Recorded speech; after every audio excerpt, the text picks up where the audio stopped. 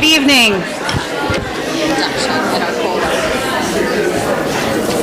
I'd like to call to order the May 22nd, 2018 meeting of the Methacton School District Board of Directors. Please rise for the pledge. To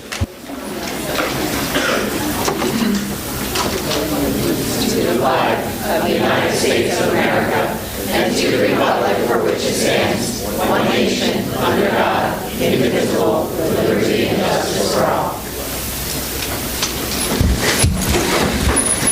The public is hereby advised of the audio and video recording of this meeting for the purposes of rebroadcasting. There was an executive session of the board held on May 9th, 2018 at the Audubon Elementary School for the purpose of discussing matters related to the acquiring, selling, or leasing real property.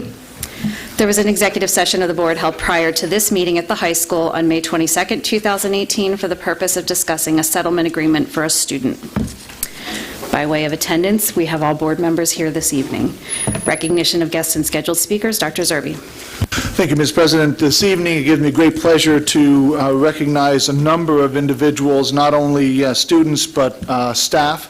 And while we have a number of guest speakers on the agenda, I'd like to first start off recognizing our two student board representatives who have been with us for 2 years now and have provided service to the Methacton School Board and our community with reports from the district, as well as providing their input to some very important matters. So with that said, this evening, we have 2 M Awards for Outstanding Achievement and Special Recognition. The Board of School Directors of the Methacton School District present this certificate of special recognition to Kelly Koenig and Emma Lowry. Ms. Koenig?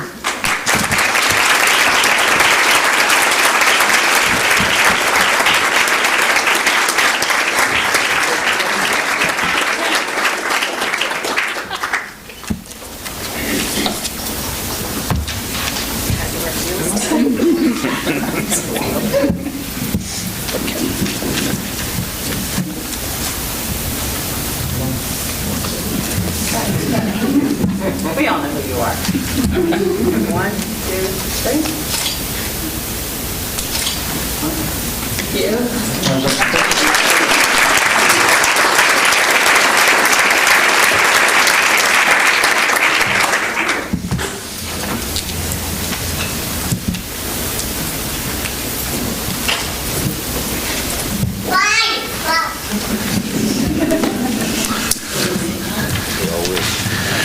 In addition, this evening, we have the ceremonial signing of the first diplomas. Yes, graduation is just a few short weeks away. We have graduation scheduled for June 8th. Is that right, Dr. Sogini? That's correct, Dr. Zerbe. It's going to be a beautiful day. Absolutely. 75 and sunny. And just before we do that, I got to say, I got a call the other day, yesterday, and I was told, did you give your children off school? And I said, well, why would I give my children off of school? And they said, well, the sun came out.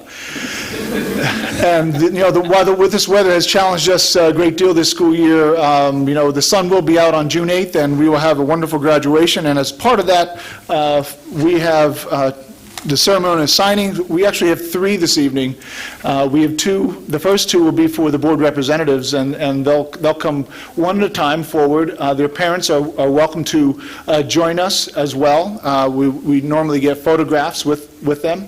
And then we have a third special guest that we'll announce just a little bit later. Happens to be a relative of mine who will be graduating, and we'll do that as well. So we should start with Kelly. You want to join us?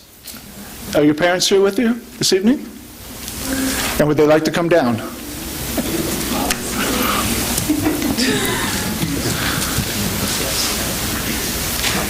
I'm sorry? You come up. She comes. Yeah, we want you to come behind us here, and we're going to pose for a picture. The board president will be signing the diplomas, and then I will sign.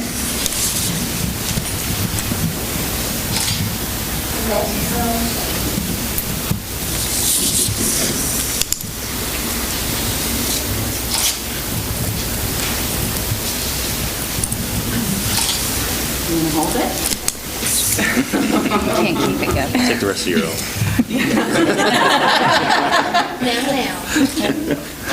Oh, you got to give that back. You still have a couple weeks yet.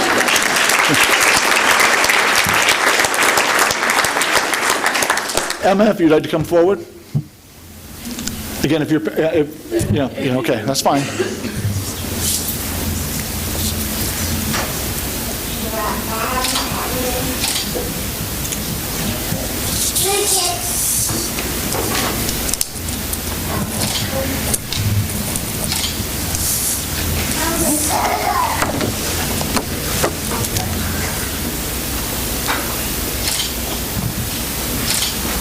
Thank you. Congratulations. Thank you. And Jillian Zerby.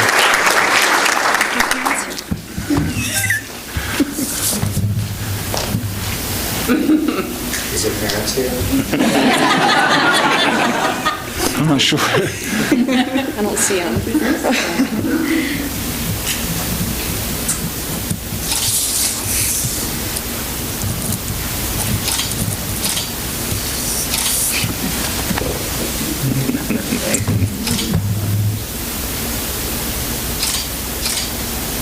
Congratulations.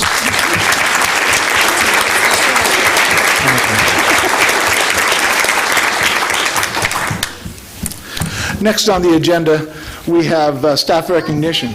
We have Dr. Sogini, high school principal, here to recognize staff. Dr. Sogini? Good evening, Dr. Zerby and members of the board.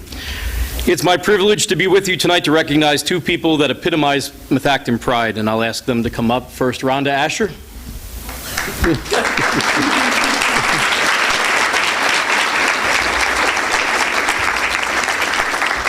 Rhonda Asher exemplifies dedication to Methacton School District. She has served for many years in multiple roles within the district.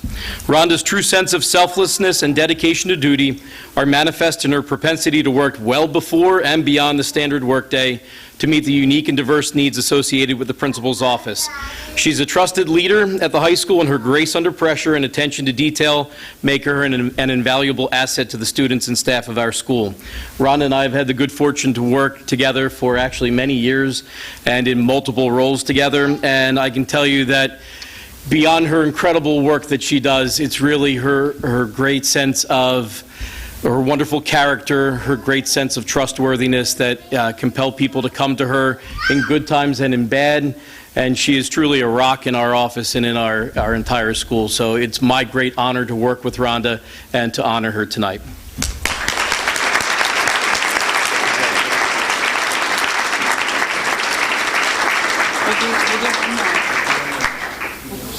Do the next one? Yep, Okay. the next one would be it. Okay, and Leah Milrod.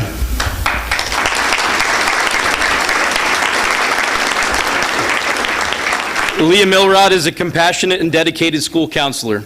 Leah serves as an advocate for her students, and whether she's assisting with the college search and application process or working to ensure the continued good mental and social health of those entrusted to her care, Leah works diligently to ensure that her students are successful and that they receive the individualized attention they need.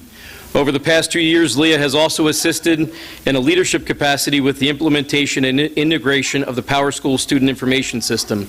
Leah is a valued member of the high school family, and I can tell you that I've had the good opportunity to work with Leah alongside her when she's working with students, and her greatest attribute is her great depth of caring. Leah works well with students across all aspects of the high school program, but it's really when I've seen her working with students in crisis that I've come to see Leah truly shine, and I can't imagine a counseling department without Leah in it, so I'm honored to be with her tonight and to honor her in front of all of you, so thank you very much.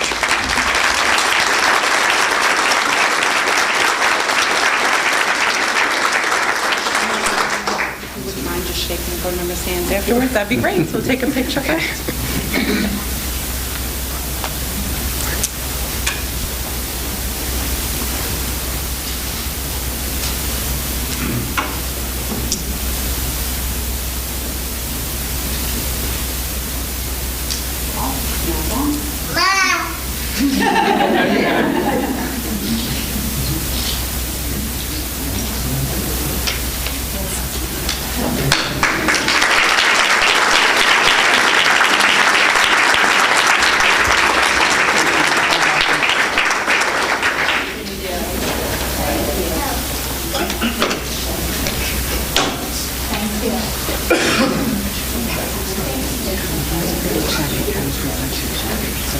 Thank you very much. Thank you for the video production.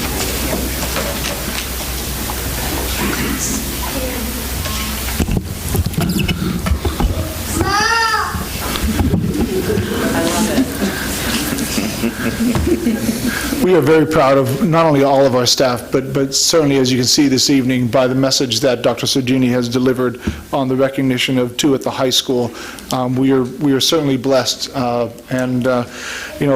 Later on in the agenda, again, we have some recognition of some folks that we've been blessed with for somewhere upwards of 35-plus years that have provided service to the Methacton School District. And we'll talk about them a little bit. I know they're in the audience right now, and they're curious to hear that message along with the rest of the public. But on the agenda next, we do have the Education Foundation. We have a check presentation for Woodland Elementary School Television Studio grant presentation. I believe we have Nikki Krelovich here and President Beam and other members of the foundation to present that award.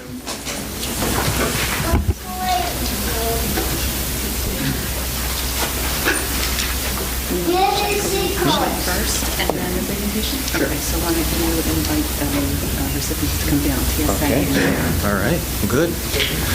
I believe we have some representatives from both recipients, and I would like everyone to please come down and join us for this check presentation. Okay? Thank you.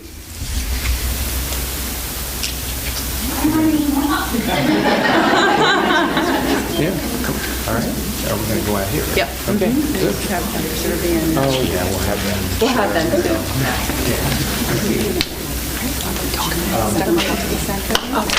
I don't say. No, it's okay.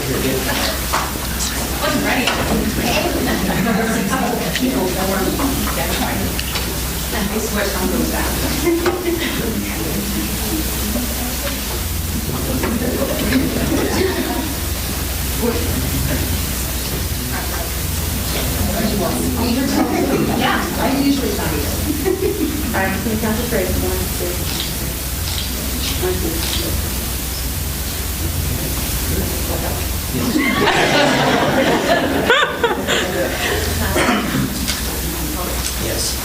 Yes, you have your notes. That would be good. What I would simply like to do is I'm going to invite our recipients just to tell you briefly about what it is we have done for them. We're very excited to present these checks, and as you will hear, these are some wonderful projects, and there's more to come. This is just the very beginning. So, Deb, please. Oh, just the beginning. I like that. So everybody at the Woodland community would like to thank the Methacton Education Foundation for supporting the Woodland News. So I'll tell you a little story of how this was founded. So last year was my first year at Woodland, and every Monday I would go into the classrooms and the kids would participate in the announcements with me. They would do the pledge with me. They would do the school pledge as well. And over the summer I was like, wow, they get so into it when I go into those classrooms. Wouldn't it be neat if we had like a Woodland studio, a Woodland News, where the kids had more input on what was going on the announcements.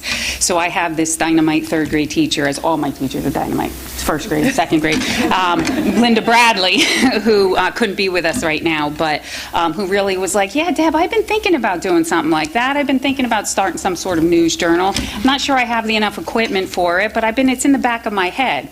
So then I was in another meeting with Angela, and Angela started talking about all, the Education Foundation, and I married the two in my head and thought, hey, if you have if you're supporting our schools with extra funds to start these projects, this may be something you'd be interested in. So Angela said, okay, go ahead, write a grant. And we did, and we got approved. And I'd like to show you a little bit about the Woodland News. So I invite you to come up to the front row here, and we're just going to play a Woodland News for you. I do want to say to everyone out there who's retiring, we only had access to the names of MEA members who were retiring. So we did put a little thing in our Woodland News for that. So everyone else here who is not Woodland, who is not an MEA member who's retiring, I say congratulations to you as well. We did not mean to leave anyone out. How are you?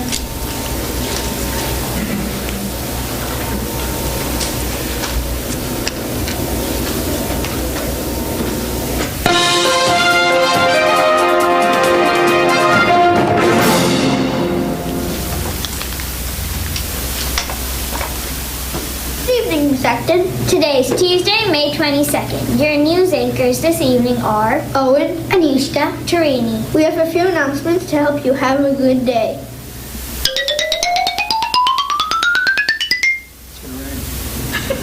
There is no rain forecast for the next 3 days. Tomorrow will be partly cloudy with a high near 80. Thursday will be sunny with a high of 79 degrees. It looks like Friday will be partly sunny with a high of 84. Nights will be around 60 degrees. Sunny days ahead.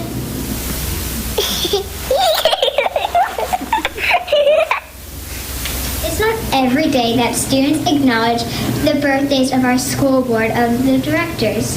We'd like to wish each of you a happy birthday no matter what time of year you celebrate it.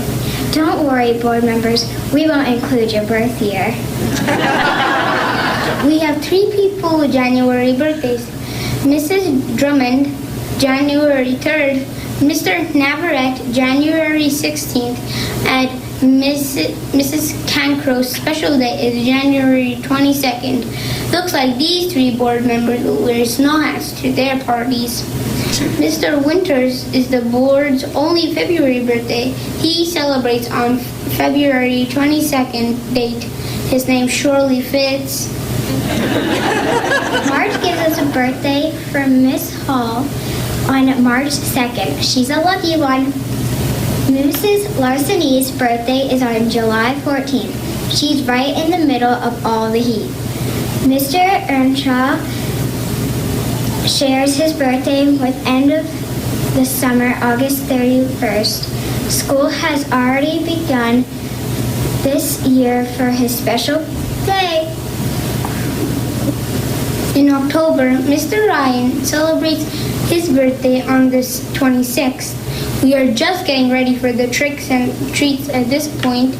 Lastly, we have Mrs. Reese's birthday on November 20th. Thankfully, we have a pilgrim hat that Mrs. Reese can borrow for her special day.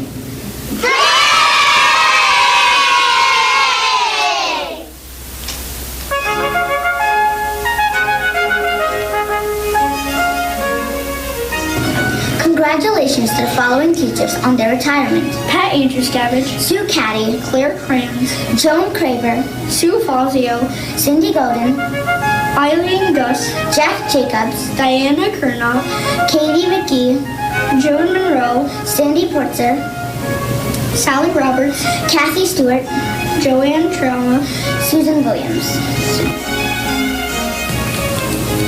Best wishes for a happy retirement.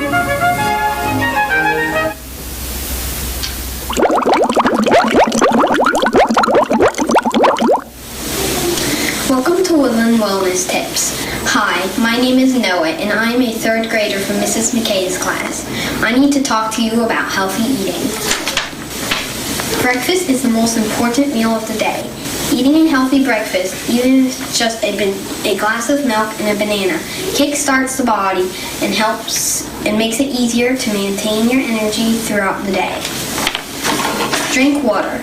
Water is the best way to quench your thirst, and it doesn't come with the added sugar found in fruit juices, soft drinks, and other sweetened drinks. Eat healthy snacks. While it's easier to reach for chips, cookies, and cake, these snacks tend to be low in nutrients. Instead, try to choose healthy foods like strawberries, watermelon, oranges, and carrots. But not plastic ones. All of the colors in fruits and vegetables have healthy effects on our bodies. Red foods are good for our heart. Orange foods help us see. Yellow foods are good for our stomach. Green foods help us burn fat. And blue and purple foods are good for your brain and memory. It's important to eat a variety of different colors every day. Happy eating!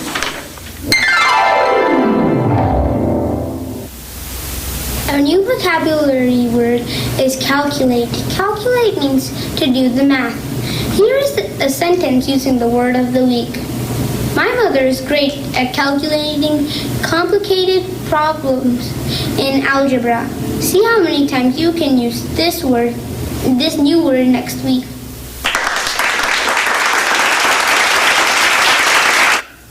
The third grade news team would like to thank the Methacton Foundation for their generous donation to our technology needs. Through your donation, we have purchased cameras, green screens, lights, microphones, and a computer. All of this technology is used to create our bi-weekly newscasts. Thank you!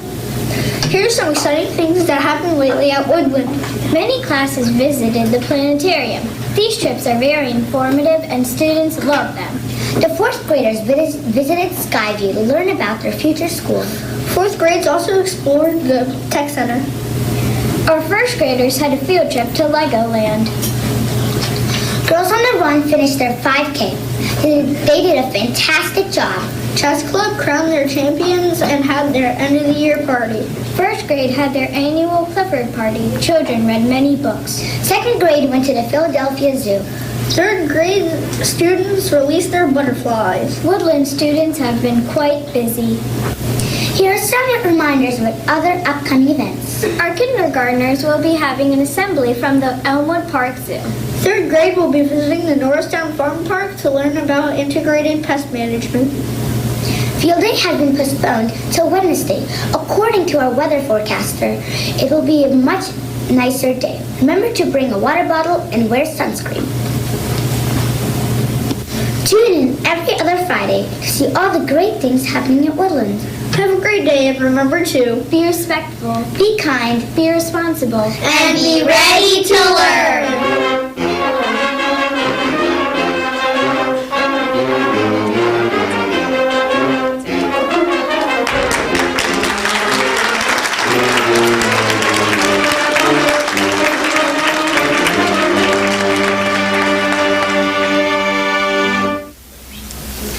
So right now, the Woodland News happens every other Friday, and our goal is to expand it to be an every Friday ordeal, and I would like to include right now it's event.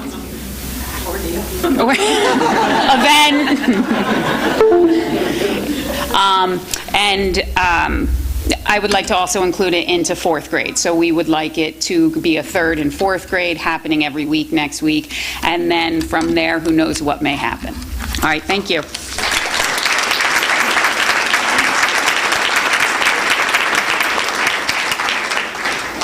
And on behalf of the foundation, I would just say that you see what they're doing, you see the wonderful things that are happening, and this is what we're doing with dollars that go above and beyond the school district's budget. And that's what the Methacton Education Foundation is all about, to give kids an opportunity that they might not otherwise have. And we're starting this with Woodland. There are programs in the other elementary schools, but our intention is to expand them significantly. And with your help and cooperation and with your financial dollars, we're going to be able to do just that. And we really look forward to it. Thank you.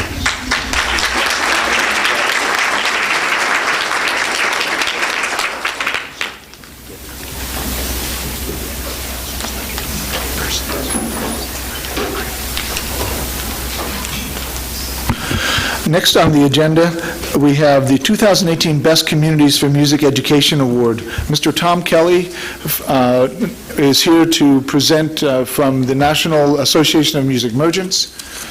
Mr. Kelly, it seems like you've been here now a second year in a row, which is just tremendous, and we're pleased to have you back again. Thank you, Dr. Zerbe, members of the board. I'd like the music staff that is here tonight to come on down front as I'll kind of keep rambling away here. You got a busy agenda tonight. Good evening, Dr. Zerbe, board members, members of the audience. My name is Tom Kelly. I'm the educational representative for Zeswitz Music. I've personally been dealing with the Methacton School District now for 29 years. I started when I was 12, just so you know. Lies, Mr. Leonard. Thank you. Thank you very much. In addition to working very closely with the staff and the community, both parents, administrators, It is my distinct pleasure to be here this evening to present, again, second year in a row, the National Association of Music Merchants Foundation Best Communities in Music Education Award. Just to give you a little bit of scope and sequence of what these staff members do for enriching the lives of the music students here in the Methacton School District. Nearly 5,000 school districts across the country applied for this particular accolade, and 527 were actually given the award. Please don't misunderstand that if you apply, you just get it. The application process, I believe, that Mrs. Baslick did is 26 pages of not just yes or no questions. It really dives deep into the music opportunities that are provided here in the Methacton School District. So again, the numbers don't lie, that not everybody that applies gets this particular award, and you do have to prove yourself going forward. It's because of what these individuals do, starting in the kindergartens with the general music, that really gets them jump-started for the band, chorus, or orchestra. Is really, it speaks volumes of how they work together collegially, across the board, whether a student likes chorus or likes the orchestra or likes a band instrument, for instance. It is their dying dedication to their craft and their discipline that the students excel. And again, this particular award is showing that dedication. Hopefully we can continue to do this in the years going forward. The support of the administration is needed. The support of the parents is needed. But without these folks doing their job and being able to be given the tools to do that job and do it well, is something that'll be needed in the future. And hopefully we can come back and do this many, many more times as the Methacton School District does wonderful things here with regard to music education. So, congratulations, Dr. Zerby, community, board, and the staff members.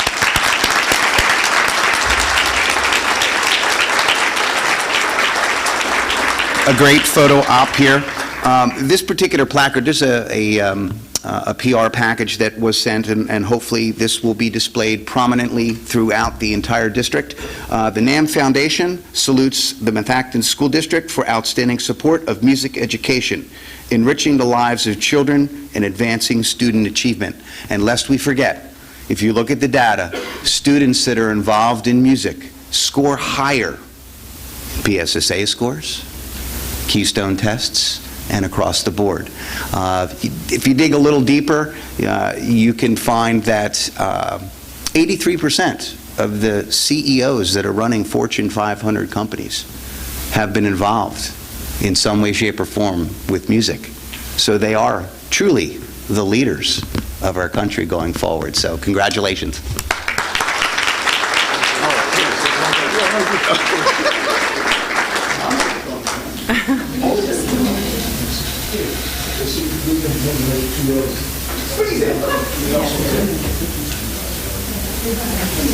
All right, who's the choral person? How do you get everybody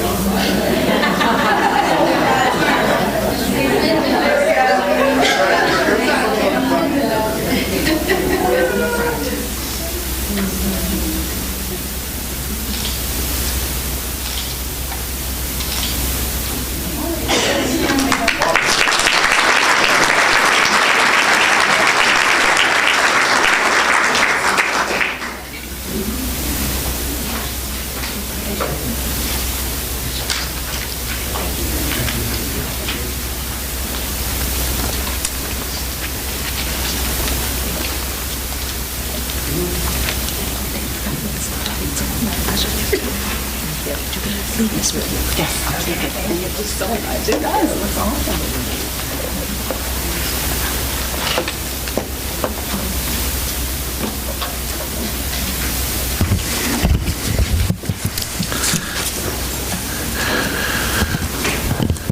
So with the rest of the agenda here this evening, folks, as you'll notice, on item 10A and 10B on the agenda, we will be moving to those items immediately following comments or public comment on board action items.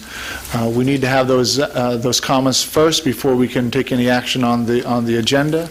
Once we hear public comments, we will move to 10A and 10B.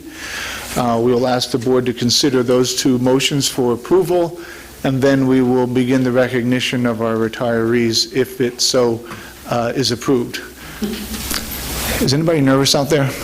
It won't get approved, okay. But it is a formality, is one that we need to take to, and I just want to keep everybody apprised of the sequence of things coming forward.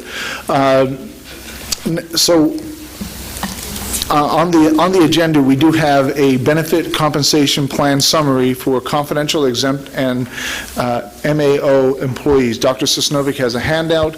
The handout was posted to the agenda. And I know Dr. Sosnovic is going to, from the chair here, present this summary, similar to the summaries that he provided for other agreement recommendations. And then as we informed the board earlier in the year, in June, we'll be doing a more comprehensive analysis on all the agreements and bringing that presentation forward for everyone. Dr. Sosnovic? Thank you, Dr. Zerbe. In front of you is a summary that recaps the changes between the previous contract, or the previous agreement and plan for the Mayo confidential/exempt employees. I'm going to start off with the Mayo summary, which encompasses our Act 93 employees, better known as our administrators. It is a 3-year plan which starts this July 1st and extends to 2021. Adjusted was the maximum vacation day bank accrual, which was moved from 40 days to 50. There was an elimination of the $1,000 medical reimbursement in exchange for a one-time increase of $700. An adjustment to the vacation day buyback bank, an increase of 1 day from 7 to 8. The health care premiums and benefits shares matched the MEA agreement. And the compensation calculation is as follows. Exceeds expectations will receive a 3% increase plus a $1,000 not to exceed 5 members in any given year. Meets expectations is 3, and meets expectations with exceptions is 1%. In totality, this plan equates to a $110,000 net cost increase over a 3-year term, averaging 2.61 per year. Do you have any questions of the Mayo summary before I move on to the next one? Any questions from members of the board? If not, next. Looking at the confidential/exempt summary on the back side of that page, this is a 4-year plan starting with retroactivity July 1st, 2017, all the way to June 30th, 2021. Added was an additional vacation day for employees who receive service or have had service 20-plus years. The healthcare benefits and premium shares match that of the MESPA group. The compensation calculation is as described on the chart, and in totality, this plan equates to a net cost increase of $80,000 or $80,020 over the 4-year term, averaging 4.22 per year. And that concludes my summary. Any questions from the board for Dr. Sosnovic on any of these two matters? If not, should end the presentations except for the recognition of retirees, which we'll address after we have a vote on 10A and 10B. So I will now turn the agenda back over to the board president.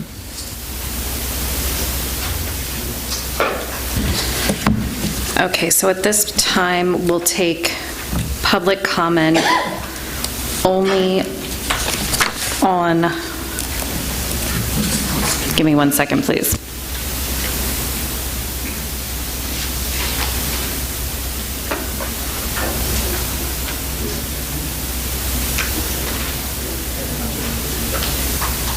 sorry about that. We'll take public comment on board action items 10A and 10B, and we will have time for public comment on all other matters a little later in the agenda, but for now, public comment on items 10A and 10B.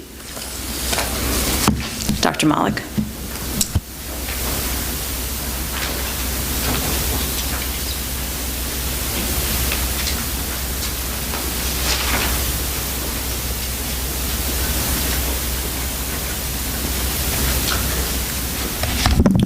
Jim Malik, Worcester.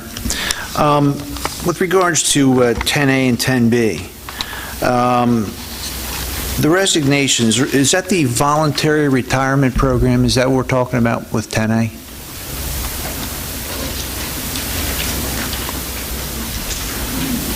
Under 10A, there's a listing of two separate groups, I believe.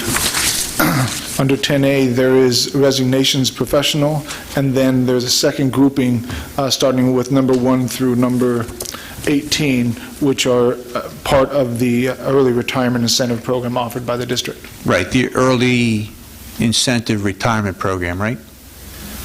What was the reason for the early incentive retirement program?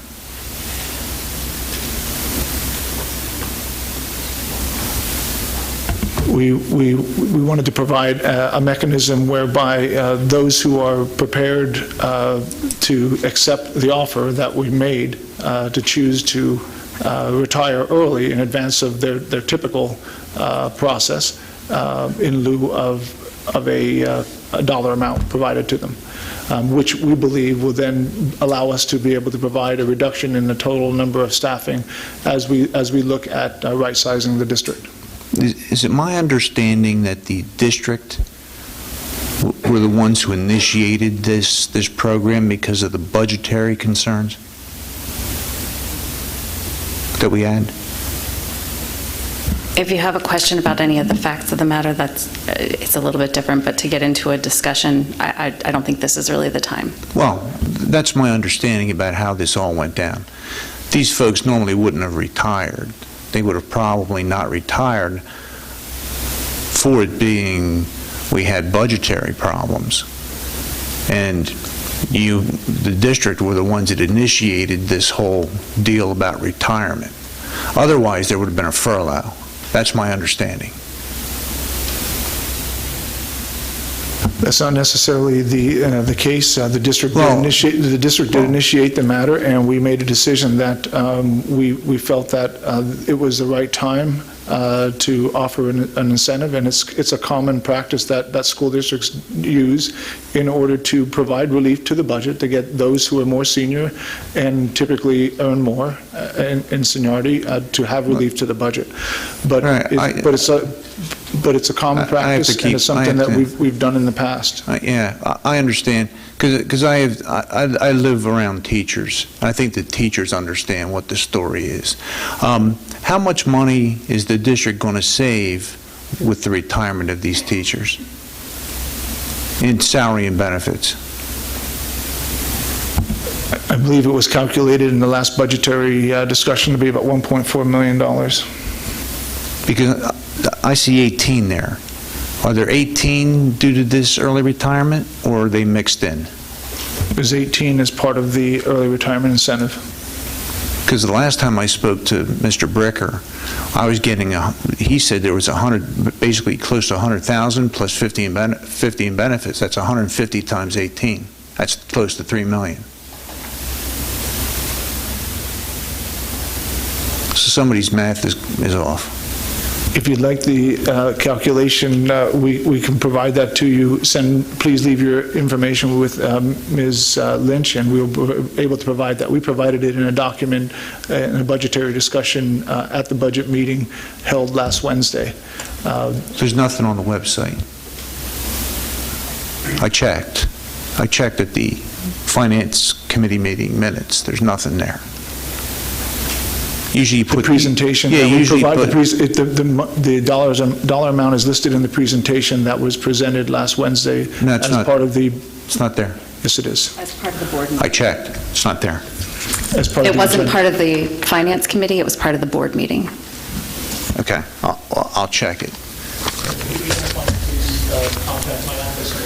Well, We'll direct you to that location that was provided. well, you know. It is on the business Okay, services website. I'll check it. Section. My only point is to these retirees, you know, I commend them for their service to the district. For those who didn't want to retire, I apologize because of the management of the board of the budget. That's my only thing. Those who are retiring, who want to retire, I think fantastic, great job, great effort for the school district. You know, enjoy your retirement, fantastic. For those who didn't want to retire, I apologize on behalf of the taxpayers of Methacton. Thank you, Dr. Malik. Is there I anyone don't think else? we twisted anybody's arms, Dr. Malik. If they don't want to retire, they don't need to. Is anyone else for public comment on these two action items? Seeing none, I'd like to have a motion to approve the personnel items 10A and 10B as listed on the agenda. Mr. Winters, can I have a second? Mr. Ryan, any comments from the board? I know that I'm just going to speak for myself when we don't have to go all through, but it is a loss for the community to lose such experienced teachers. I know some of these personally, some of them I don't, and I'm sure are just as good as the ones I know. I appreciate, I'm not going to speak for the rest of the board, everybody's service, and hopefully you continue to support Methacton and your retirees, and we do need subs. Thank you. If I could just make one other statement. As part of this retirement, today the board, as you know, is going to act on the retirements of 28 Methacton employees total.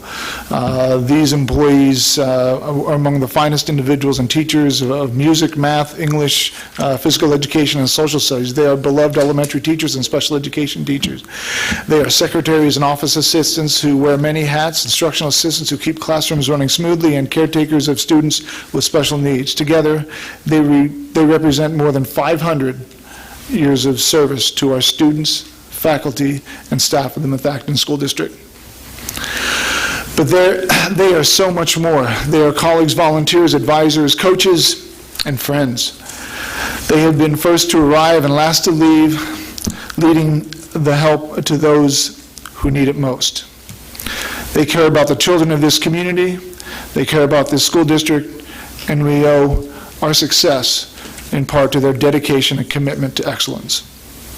This ceremony is just a small gesture of our appreciation of your contributions to the Methacton School District. Please accept our thanks to you and your families for your service to our students and our community. You will be missed, and we wish you all the best in the future journey. Thank you.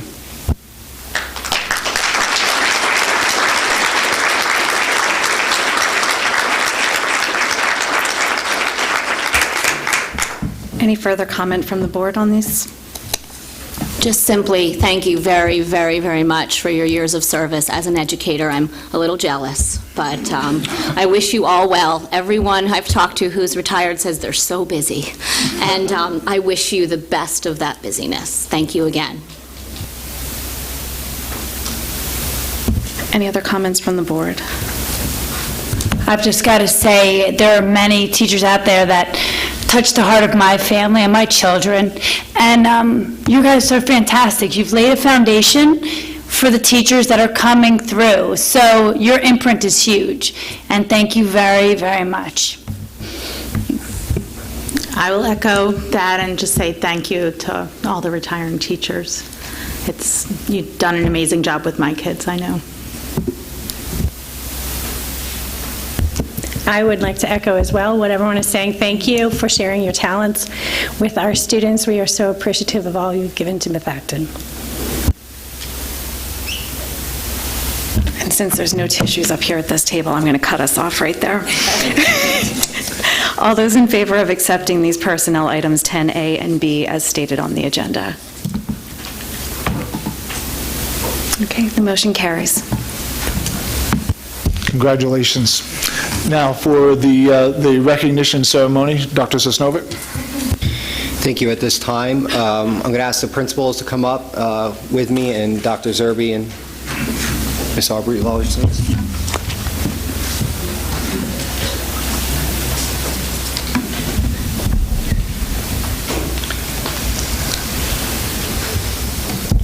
Come on up, Ms. Brucker. All right, I'm going to call your name if you could. Please come down. You'll receive a plaque. We ask that you stand in the front, and we'll get a group picture with everyone. You want to hand?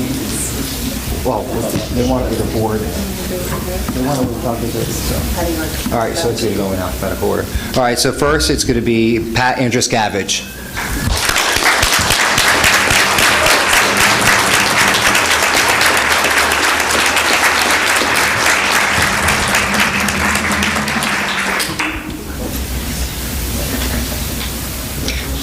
Peggy Bishop.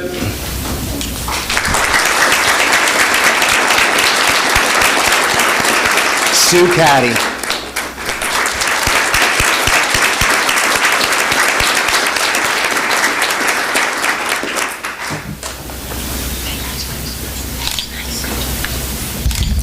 Claire Kranz.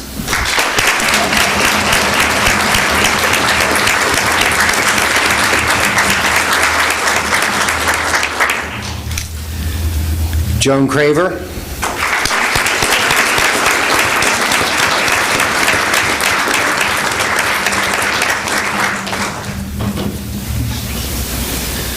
Sue Fazio.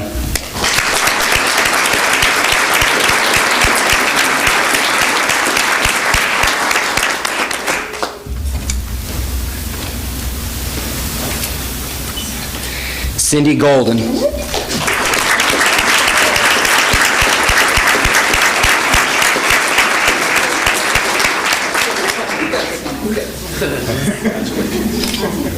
We're both handing it to Eileen Gus.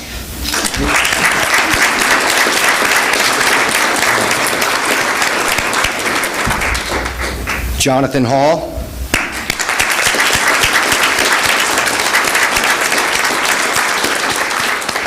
Jeff Jacobs.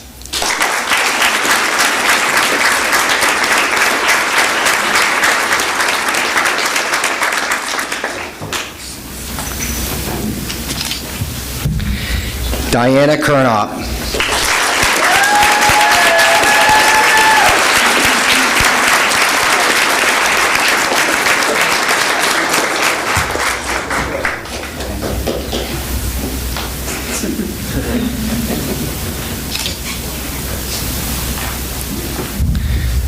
Donna Coons.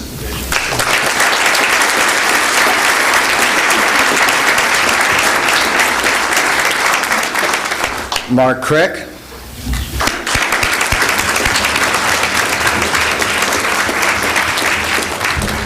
Kate McGee.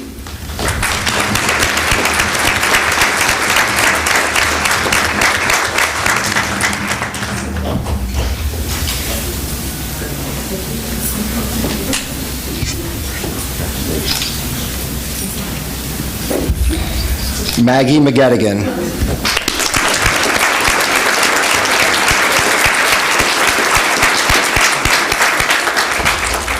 Deborah McGoldrick.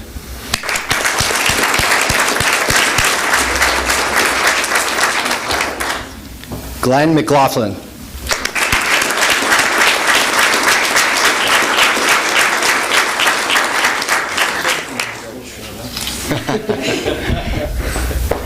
Joan Monroe.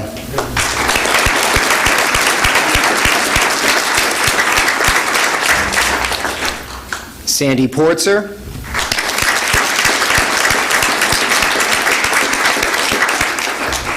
Sally Roberts.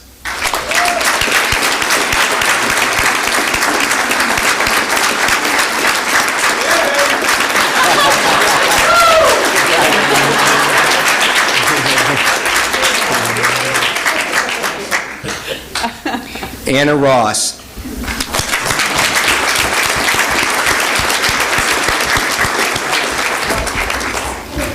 Judy Schofield.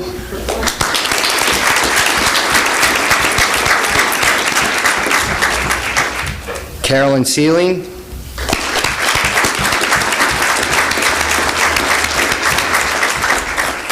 Barb Sharkey.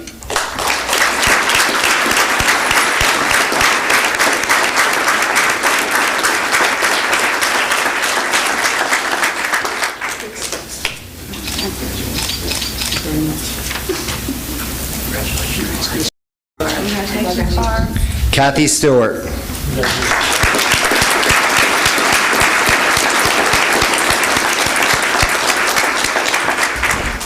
Veronica Zooks.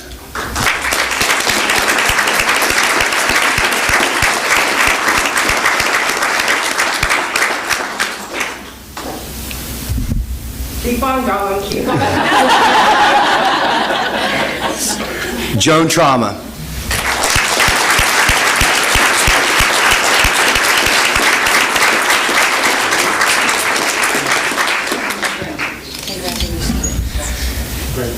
Last but certainly not least, Suzanne Williams.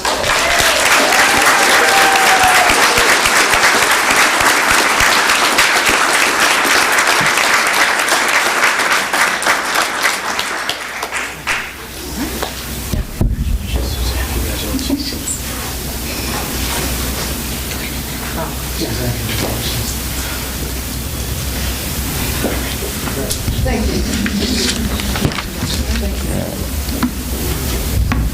Hey, I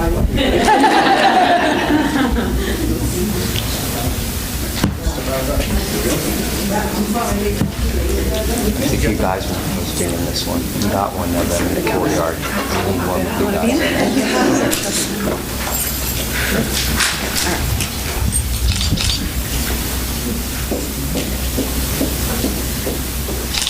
Thank you. Good. Thank you so much for the years of dedication. You will be sorely missed.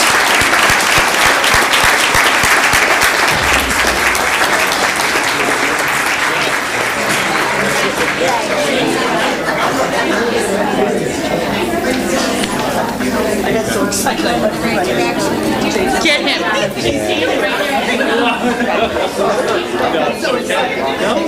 I know. Oh,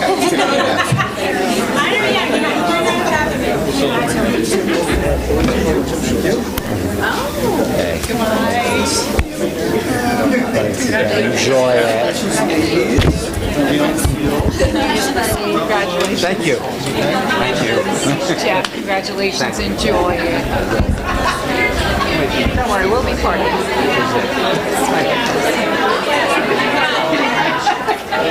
There's one. Oh, no, I think they do by now. Okay. I hope so. If they don't, they need to party with you. I didn't see anybody with a benefit. That was one of the other things. What you're doing there with that program. I didn't mean it at all. Oh, you like it? Yeah. Oh, thank you. Presentation. Great for those kids. Oh, I What it will appreciate build for them. Oh, thank you so much.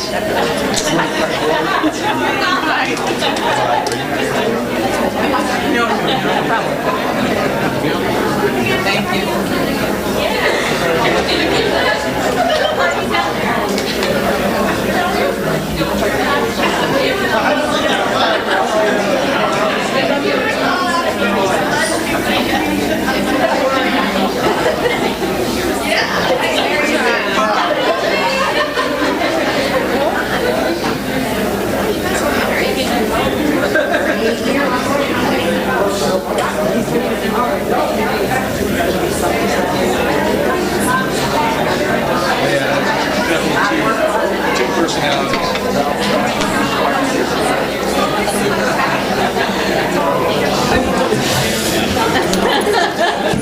Okay, now on to the business of the evening.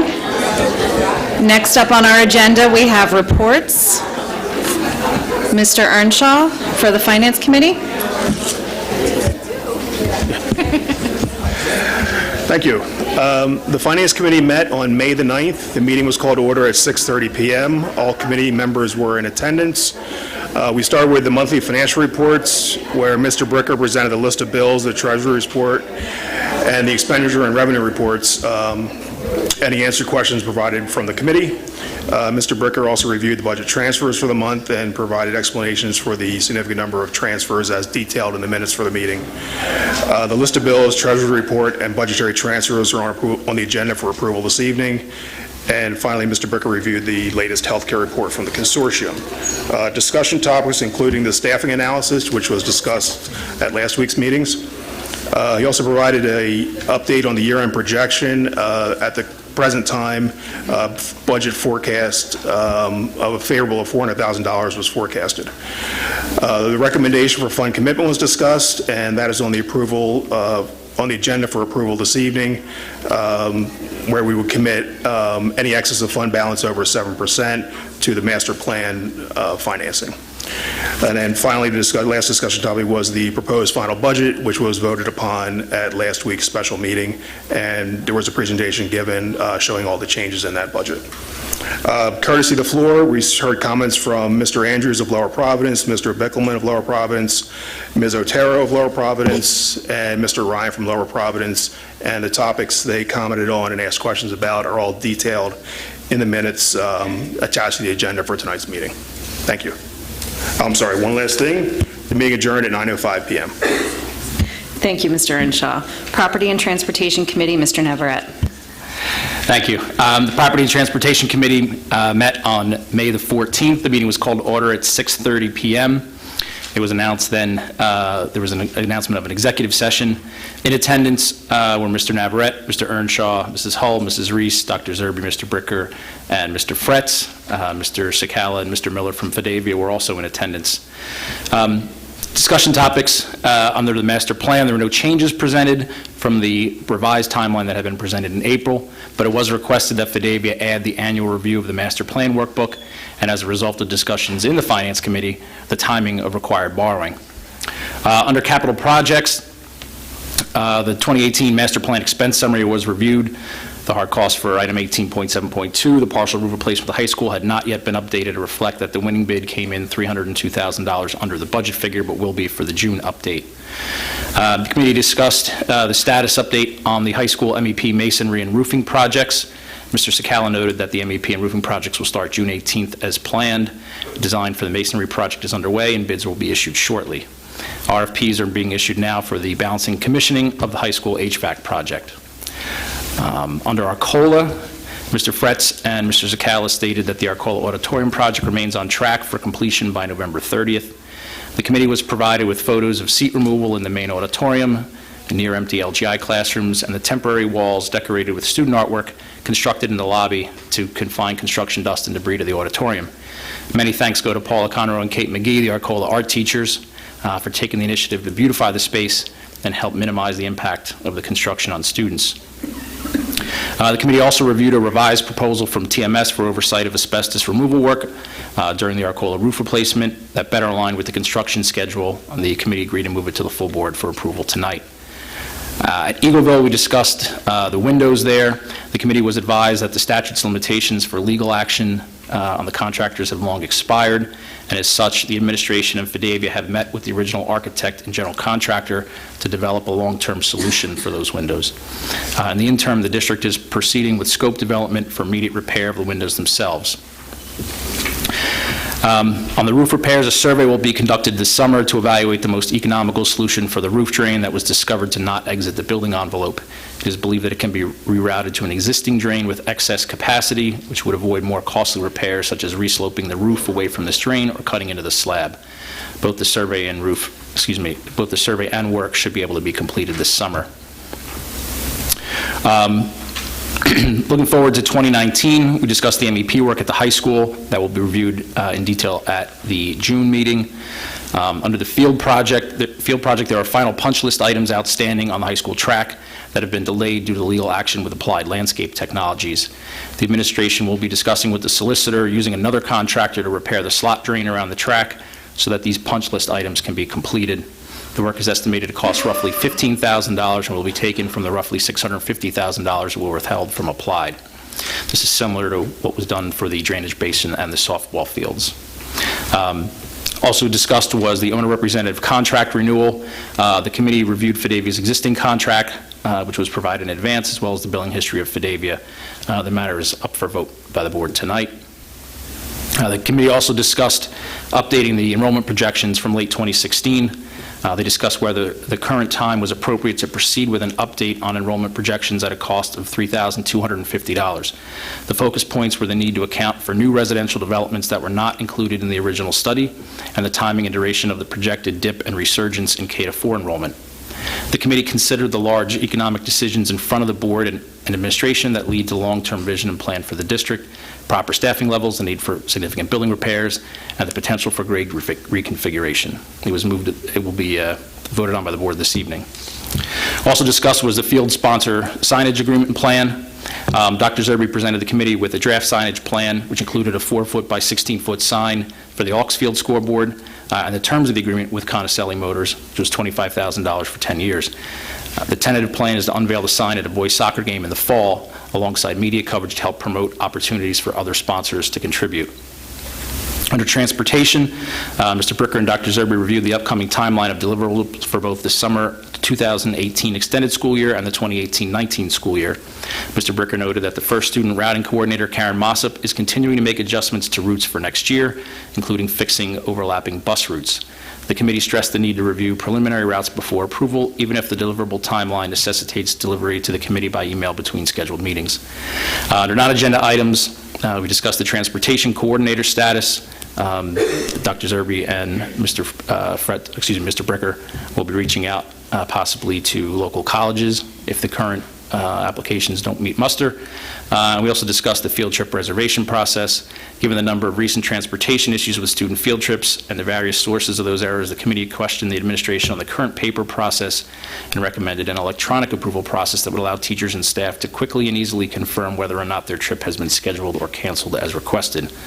Under the courtesy of the floor, John Andrews of Lower Providence spoke, and the meeting was adjourned at, get this, 7:55 p.m. New record. Thank you.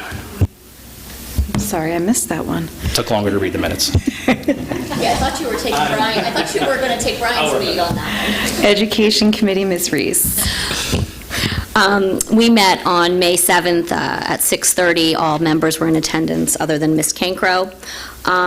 There were concerns brought to the committee's attention regarding the music department staffing for the 2018-19 school year. We allowed those people to speak prior to the committee's discussion. Brian Reed, Herb Roth, and Bill McShank expressed their concerns and asked questions. We moved on to the discussion topics. First was ESSA, Future PA Index Overview. ESSA, or Dr.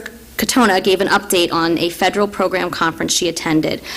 NCLB, which is No Child Left Behind, is now referred to as ESSA, Every Student Succeeds Act. In short, there's going to be less federal oversight, emphasis not 100% on standardized tests, no schools considered failing, more emphasis on creating equity and accountability. There will be a PA school progress designations such as meet, exceeds, meets improvement goals, not meeting, etc. College graduation and career paths will be monitored, so Methacton's addition of a K-12 career counselor is a positive addition. This is a complicated process. I put it in short. So just know that ESSA, E-S-S-A, is a new acronym in education we will all be hearing. Federal program funds was next. Title 1, 2, 3, and 4 funds will not be known exactly until over the summer. However, they are on the agenda this evening to approve those funds when the amount is known. Next was just an update on report cards for K-5. Due to changes in Common Core, reading, and math, the report cards need to be reviewed and reworked. So in the spring, you'll start hearing about some of those recommendations. Comprehensive plan update. This is due by November 30th. It's different than the special education plan. And the last plan was submitted 4 years ago. It is the district's plan to use the strategic committee to assist with the review. The new plan will be brought to the committee in October, and then the board to review for 30 days prior to submission. Ms. Ricky reviewed the professional development that has gone on in-house and out of district during this school year. She also reviewed the future needs survey. 351 staff responded, with all the buildings and positions represented, so thank you to the staff for such a good participation. The biggest areas of need were whole child, curriculum, and Google Classroom. Mr. Ganesh gave a Power School update. He reviewed the reasons for the switch, the current status, and upcoming additions. The biggest reasons were Sapphire was heavily customized over the 12 years, scheduling was an issue, as well as interoperability, gradebook, parent portal, and online registration. Power School is used by 13,000 school districts and is top-rated. With all new systems, there is an adjustment period. The scheduling was handled by Power School this year, and administration was anticipating having it ready by May 18th. Typically, we are not this far along until the summer. In the future, look out for an academic early warning system, ELL module, locker maintenance, online form builder, and more communication tools. The overall implementation was successful, but no new system is without its glitches and growing pains. Next up was an ESL update. Another acronym, ELL, is how this will be referred to in the future, English language learners. There are 56 students entering kindergarten that need testing, 31 alone at Woodland. Based on testing, staffing will be adjusted. Due to ESSA, there are changes with classification, monitoring, and redesignation with this group of learners. Nurses update. The district celebrated National School Nurses Day. Methacton is offering more vaccination clinics. May 22nd. What day is it? Today. Today, I thought so. There was an all-day clinic. And there was one this evening as well for Skyview grade 6 students, and an immunization clinic for all students on August 27th at the high school from 3 to 7. If your child was in need, the parents were notified. District has next topic. Breathe. District has automated external defibrillator pads, specifically for pediatric needs. The autometers have been serviced. The district nurse is working hard to include the information from Sapphire into Power School. Diane Malin opened Sapphire for the 2018-19 school year so our nurses could enter information about our incoming kindergarten students. SHARS report is due by September 30th. SHARS stands for the State Health Annual Reimbursement Reporting System. Thank you to the nurses for all their hard work. Enrollment, we always review. There was a total of a negative 33 students so far this year, 16 students from Woodland alone. Courtesy of the floor, Liz Ludwigson asked about needs assessment survey and Power School, specifically the locker maintenance. She also made suggestions about scheduler component. Ralph Navarrete had some professional development questions about pull-out and substitutes, questions about Power School, early warning system, and communications in general regarding school messenger. We adjourned at 8:35. Thank you, Ms. Reese. Ms. Hull, Policy Committee. The Policy Committee met on Wednesday, May 2nd at the Farina Education Center. The meeting was called to order at 6:35 p.m. There was an announcement of an executive session read. In attendance were Ms. Aubrey Larsenis, Mr. Ryan, Dr. Zerby, and myself. Two policies that were previously discussed and still being held for further review include 814, copyright material, and 817, energy management. Administrative review has been requested. We have three policies that are being brought forward for first reading. 123, interscholastic athletics, 123.1, concussion management, and 123.2, sudden cardiac arrest. The Methacton Code of Conduct is also recommended for first reading, as this document requires annual board approval. Policy 140, charter schools, is being held for further review. The committee also had the opportunity to review the template for all school handbooks, and review of each school handbook will continue throughout the summer. In old and new business, policy 903, public participation in board meetings, was revised to include the 6 guidelines for electronic recording devices that was on the original policy. Policy 210, medications, was discussed, but no action is suggested at this time. There was no public input during courtesy of the floor, and the meeting adjourned at 8:11 p.m. Thank you, Ms. Hull. Intermediate Unit, Mr. Winters? Yeah, thank you. The Montgomery County Intermediate Unit met on April 28th in Norristown. On the agenda specifically were the appointment of 2 new board members, one from Pottstown and Springfield Township, and the highlight for most of the board. From a concern or comment is that there was a vote to go with an agreement with Fidavia on a management agreement to define the scopes of work for the West Main Street Early and Learning Center as they continue to evaluate what they're going to do with that building and how they're going to repair it. There was also information related to the bid on trash and recycling that Mr. Bricker is aware of. So the highlight to me at these meetings is certainly the Office and Community and Government Relations update. So on the federal side, the term vouchers, there's a federal push for vouchers on the agenda for the Education Committee's consideration. It will be inside the Military Education Savings Account Act, HR 5199, which would provide private school voucher program for students with active parent in the military. There's also a farm bill reauthorization, which is HR 2, around the Agricultural and Nutrition Act to reauthorize the farm bill. There's two elements of this bill which have impact on students in schools. First, it introduces strict work requirements for Nutritional Assistance Program, SNAP, and approximately impact 1 million households. And second, limits the category eligibility. The change could mean up to 265,000 fewer children will lose free lunches. On the Pennsylvania side, there's lots of activity, even more so today. But also on the school director, there's a House bill in Pennsylvania 638, which was a bill to amend the election code to eliminate the ability for candidates of school board to cross-file. The bill will now move to the Senate for consideration. There's also a civics education graduation requirement. The bill requires school, this is House Bill 564. The bill requires school identities to administer at least once to students during the grades of 7 to 12 a locally developed assessment of U.S. history, government, and civics. I think Brenda probably would be glad to hear that there's something going on there.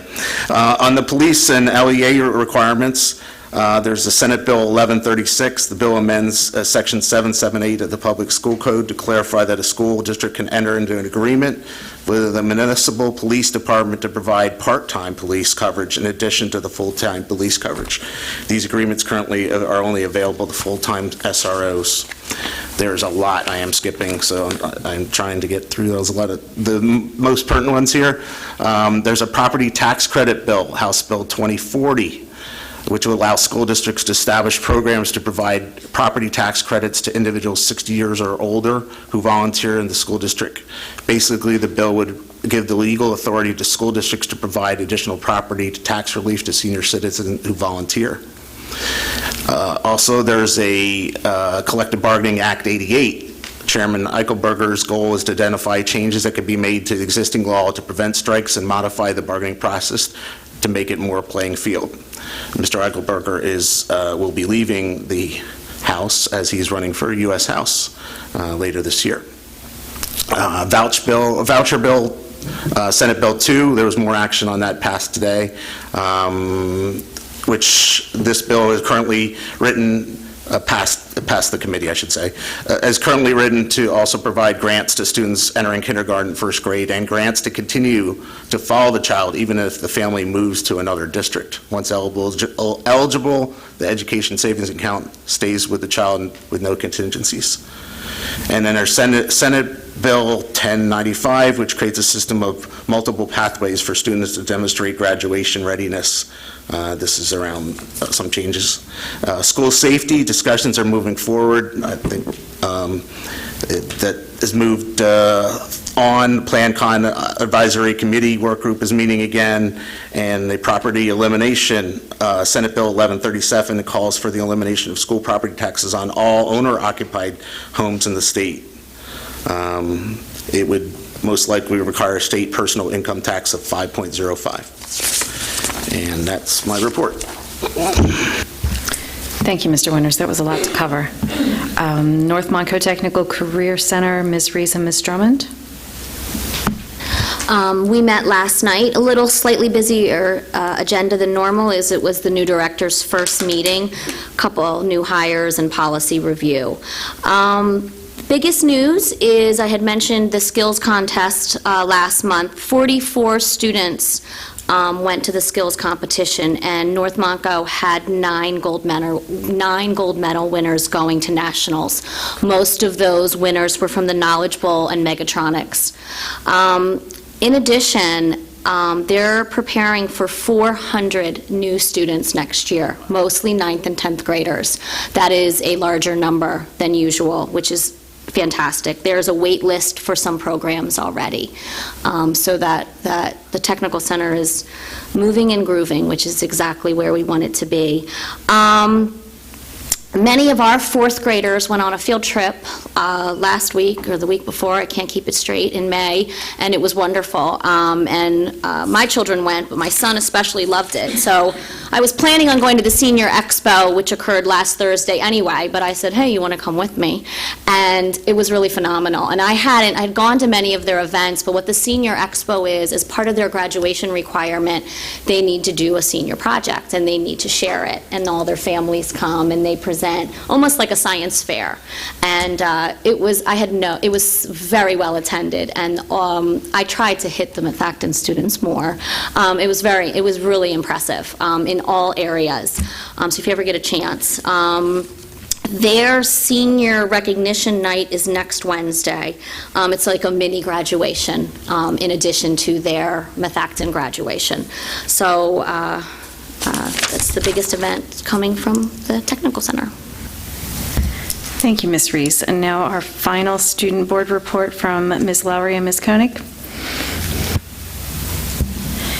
AP tests concluded this past Friday, where students took tests from a variety of subjects, and these tests can provide college credit.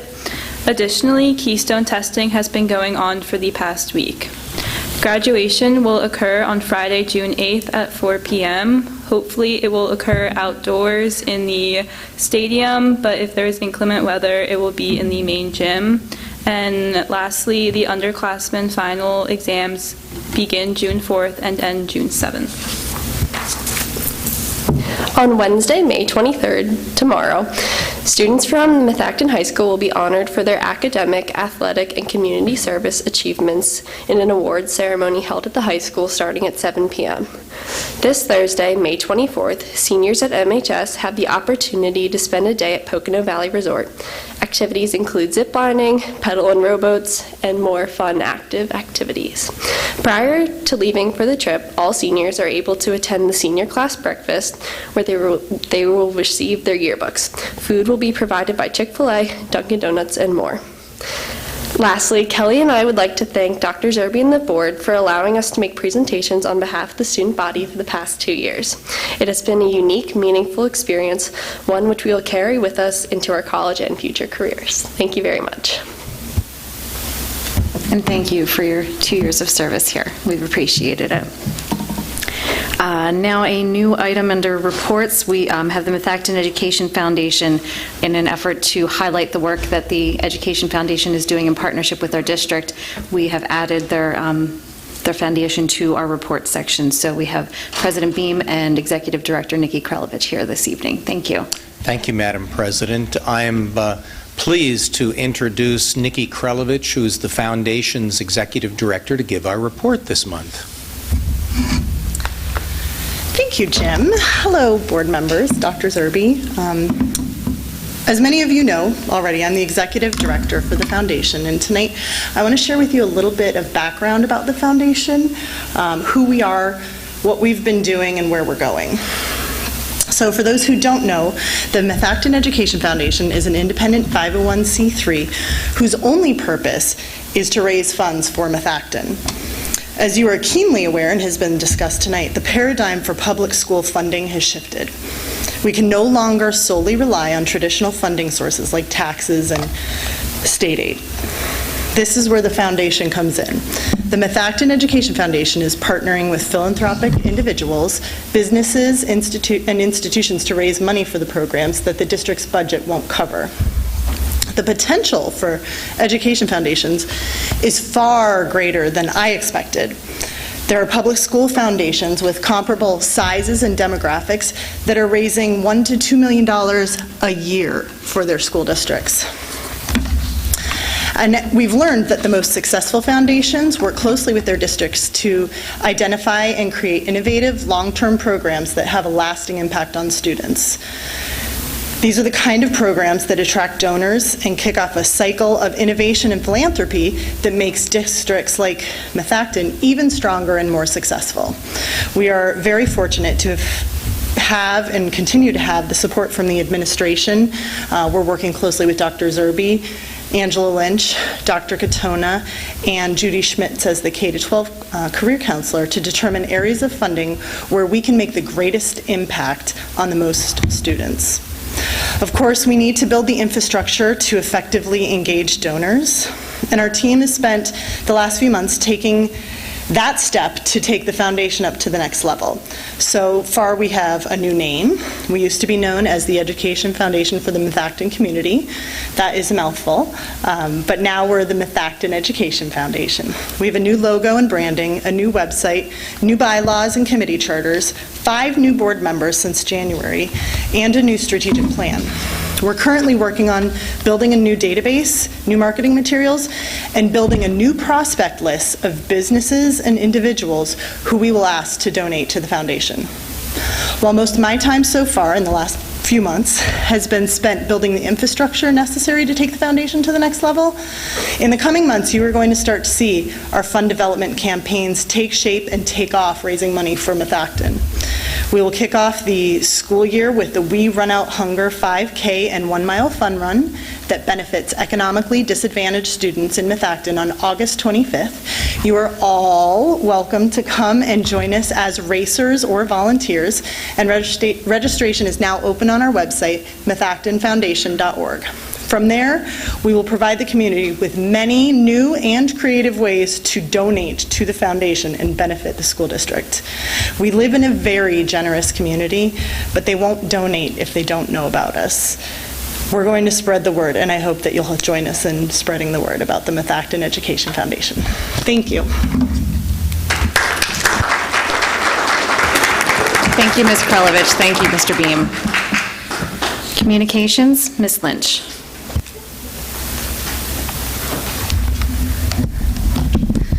Two school district committees are in the process of getting underway to assist administration with improvement and planning.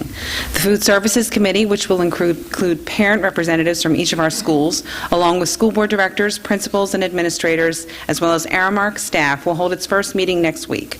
We're grateful to all those who step forward to volunteer to serve, and we look forward to including those who will not be part of the core committee and other information gathering opportunities. A call for participation was also issued for the midpoint review of the district's strategic plan. We have several volunteer applications to date, and we will continue to accept them over the next few weeks. Selected individuals will be notified by the end of June. We encourage anyone who is interested to apply, and details may be found on our website. Thank you. Thank you, Ms. Lynch. Superintendent's report, Dr. Zerbe. Thank you, Ms. President. This evening, it gives me great pleasure to mention that Methacton High School senior Karthik Ganesh was among those awarded second place in the world in the physical science and math category at the Society of Science and the Public's Intel International Science and Engineering Fair for his project titled Braid Groups on Triangulated Surfaces and Singular Homology. 3 students from Methacton High School competed in this fair, and only 4 representatives were from from Montgomery County, and all 4 were from Methacton School District. Methacton is also proud of Jonathan Chang and Adam Zhang, who were selected to attend the competition based on their first place in the team project's finish, and their title entitled Cancer, Liquid Biopsy, and Precision Medicine. This is the 3rd time that Karthik had attended the ICEF competition, and last year he won first place in the world. So we're proud of all of these students, and we'll have them back in June to recognize them officially.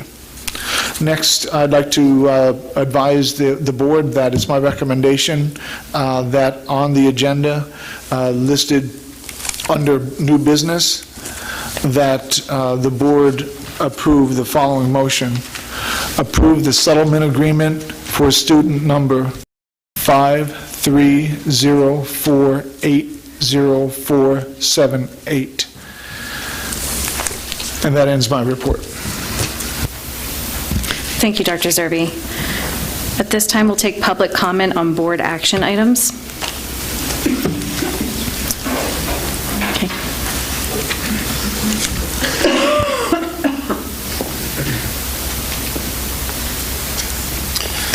Hi, everybody. I'm Travis Brower from Eagleville. You know it's got to be important if I'm here and missing the season finale of The Flash. So I'm just saying that. But thank goodness for DVR. I'll make my comments brief. My comments are about item 10M, the elimination of positions. First of all, thank you, ladies and gentlemen, for your time this evening. I'm a Methacton graduate, class of 1998. My 20-year reunion is less than a month away. If you guys want to come join me at the Trap Tavern, you're more than welcome to come out and celebrate. My parents are Methacton graduates, class of 72. They still live in the district. And all three of my children are also Methacton students. I'm here today to implore you to not increase the classroom size of our elementary schools by reducing the number of teachers. This directly impacts my daughter, Isabella. I want her to have all the right tools to succeed here at Methacton and feel very strongly that reducing teacher count and increasing the class size, as studies have shown, is not a solution for her or her student peers. The Center for Public Education identified 19 studies done on classroom sizes for elementary students in the past 20 years that impact the academic achievements as it relates to the number of students per class. Smaller classes in elementary schools boost academic achievement. Class sizes with no more than 18 students per teacher produce the greatest benefits, and minority and low-income students show even greater gains when placed in small classes.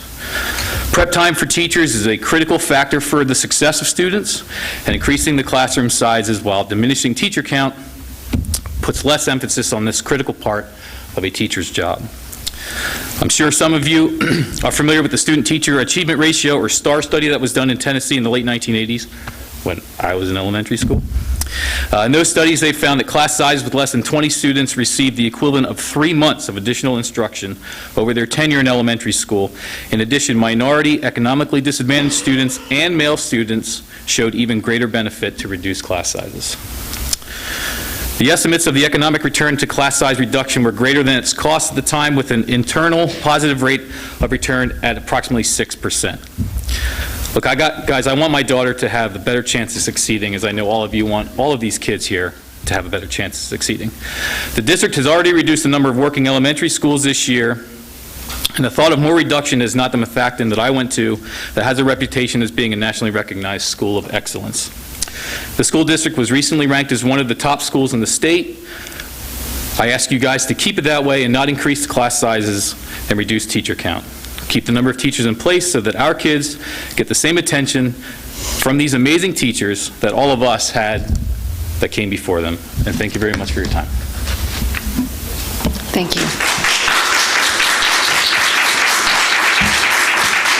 Mr. Brower, I just wanted to thank you for speaking and appreciate your added insight. I will let you know, if you get an opportunity, that many of us spoke against that very thing at the work session. We need all the public input we can on the matter, so I did want to let you know that we did speak about that, because many of us feel the exact way that you feel, and we are doing our very, very best to keep class size as low as we possibly can. And I don't say this to tell you to stop speaking. Please keep bringing this to our attention. And if you get an opportunity, I would suggest that you get a chance to look at the video if you have time after the flash, which I don't know what that is, and I'm going to look it up. Further public comment on board action items. Dr. Malik.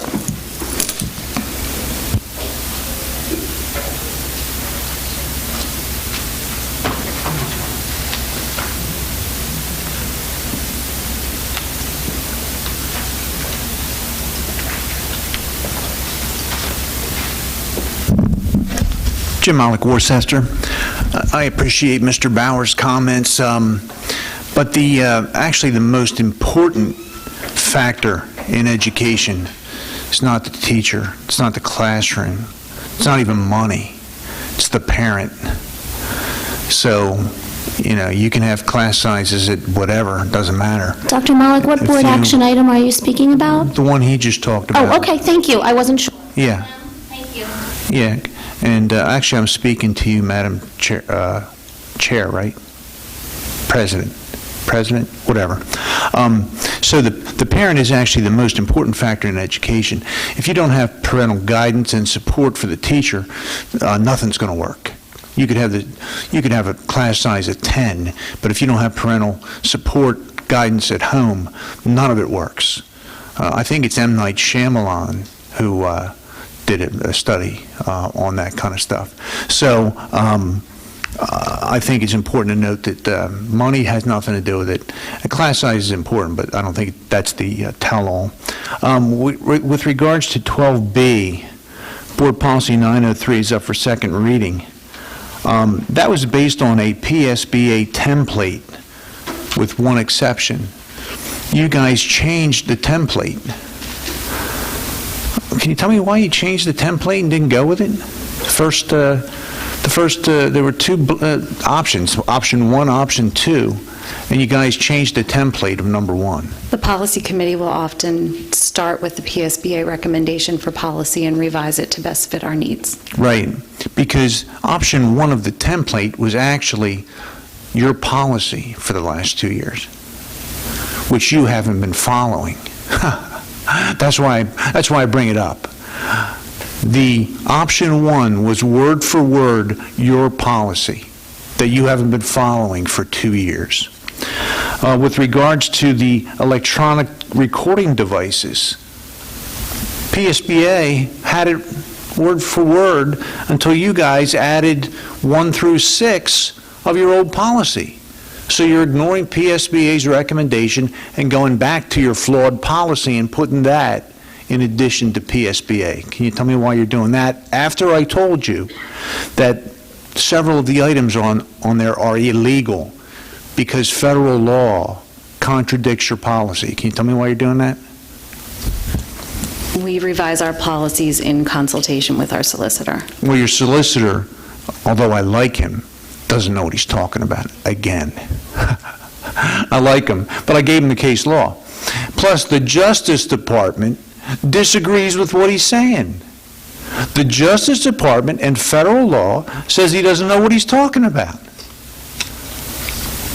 And I'm not going to obey it, so you know. Now, my next question... Dr. Malik, you're hitting the 3-minute mark, so please wrap up. Right. Why should the public and myself adhere to your board policy when you guys haven't been following it for 2 years? Can you tell me? Dr. Malik, I appreciate you pointing out that we didn't follow the policy. The policy is up for vote this evening as revised. Yeah, why should I follow it if you don't? Dr. Malik, your time is up. Can you answer that question? Why should I follow your board policy or any of your board policies when you don't? Just answer that question. Dr. Malik, please have a seat. Thanks.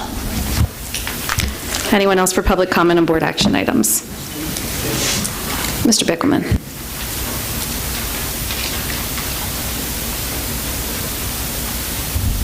Joe Bickelman from Audubon. I just have a question about item 10L, change of status.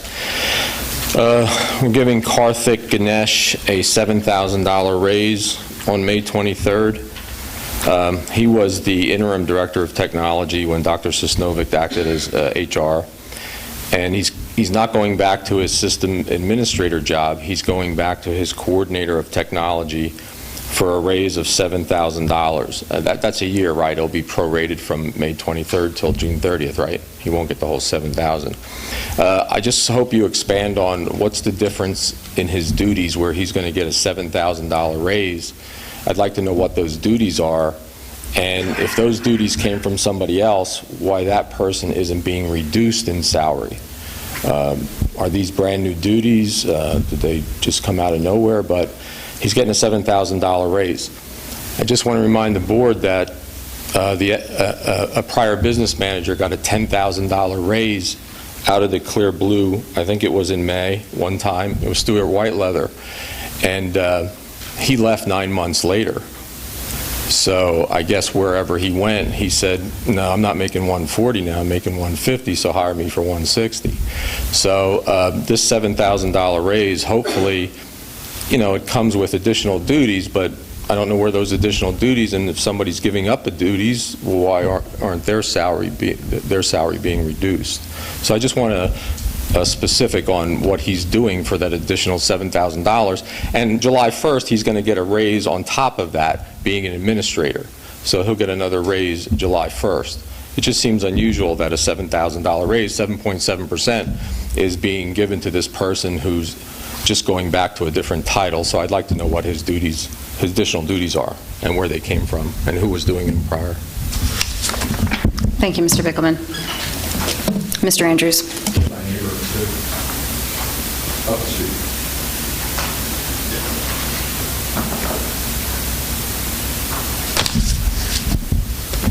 Good evening. John Andrews, Lower Providence. One of your action items this evening is the new Mayo agreement, and I'd like to know which board members participated in that negotiation. It's actually not a negotiation because it's not a contract with Mayo. That's correct. So we had a meet and discuss. And it was the same, it was myself, Mr. Winters, and Mr. Ryan. All right, thank you. I don't know whether it's going to be a 9-0 vote or a unanimous vote. But regarding sick leave, I recognize that these are management people, but the sick leave just seems excessive to me. First off, there's a number of days per year. I think it's 12 days per year for sick leave. And then if it's unused, it's accumulated without limitation, and then presumably paid off at retirement. And in addition to that, there's a short-term disability up to 270 days.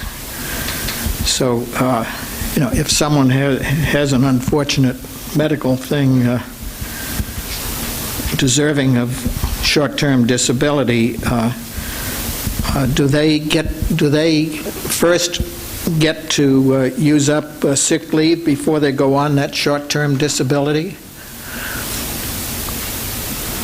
It's a technical question, but I think there are technical issues in a board vote on an agreement such as this. I think that the short-term disability is an excellent benefit. I don't see where sick leave should be accumulated without limitation. I think these are benefits that far exceed what is normal in private industry, and we're a staff here. We're not catering to royalty. So I think some board discussion, agreeing with me or disagreeing with me, would be appropriate. Thank you. Thank you, Mr. Andrews. Any other further public comment on board action items? Seeing none, may I have a motion to approve the board meeting minutes attached for the April 17th board work session and the April 24th regular board meeting? Ms. Cancro, can I have a second? Mr. Earnshaw, any comments? Did you have your hand up? Okay. Seeing none, can I have all those in favor of approving the minutes as posted? Motion carries. Fiscal items, Mr. Bricker. Thank you, Madam President. Tonight for your approval, we have the list of bills, treasurer's report, budgetary transfers, the commitment of funds, two items under the master plan, which is to approve the TMS consulting services for oversight of the asbestos removal and approve the renewal of Fidavia Construction Management and Consulting of Lidditz as Methacton School District Center representative for master plan projects. And finally, the MCIU's district cost plan. Thank you. May I have a motion to approve the list of bills, treasurer's report, and budgetary transfers as presented? Mr. Earnshaw, can I have a second? Ms. Drummond, any comments from the board? Mr. Ryan? Just one question regarding number 2, the Fidavia renewal, and this kind of came up in, I believe, part of the work session. The amount to not exceed that's listed in the contract, the $53,000, I believe it is. Have we gone over that in the past? So I prepared a report that I was sent to Dr. Zerby to review. We are not over that number at this time. And that number that was sent in the board memo is the backup for that? Is that what I'm... The total, I think, in the board memo was at the $147,000 one. Broken out into two different numbers? There's more. I gave a larger detail to that to Dr. Zerby. Was that provided to the board? It was not provided to the board. What is the summary of the report? Basically, give me a simple answer, yes or... It's like $29,000 off the top of my head, but I can pull it up. Okay, thank you. Any other questions on the list of bills, treasurer's report, and budgetary transfers? Kim, are we just limiting, are we talking about all 6 items, or are we going through just the first 3? I'm just going with the first 3 because I figured those were the easy ones. Okay, that's fine. Okay, with no further comments, all those in favor of approving the list of bills, treasurer's report, and budgetary transfers as presented? The motion carries 9-0. Can I have a motion to approve the unallocated fund balance ending June 30th, 2018 as presented? Mr. Ryan, can I have a second? Mr. Winters, comments from the board?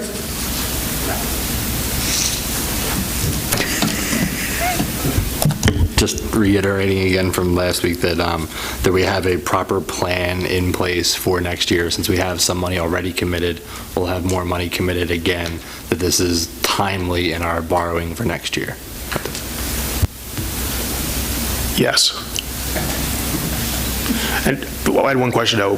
Based on the current projections, do you know how much this could be? I would have to check it to make sure and give you a number this week. Okay.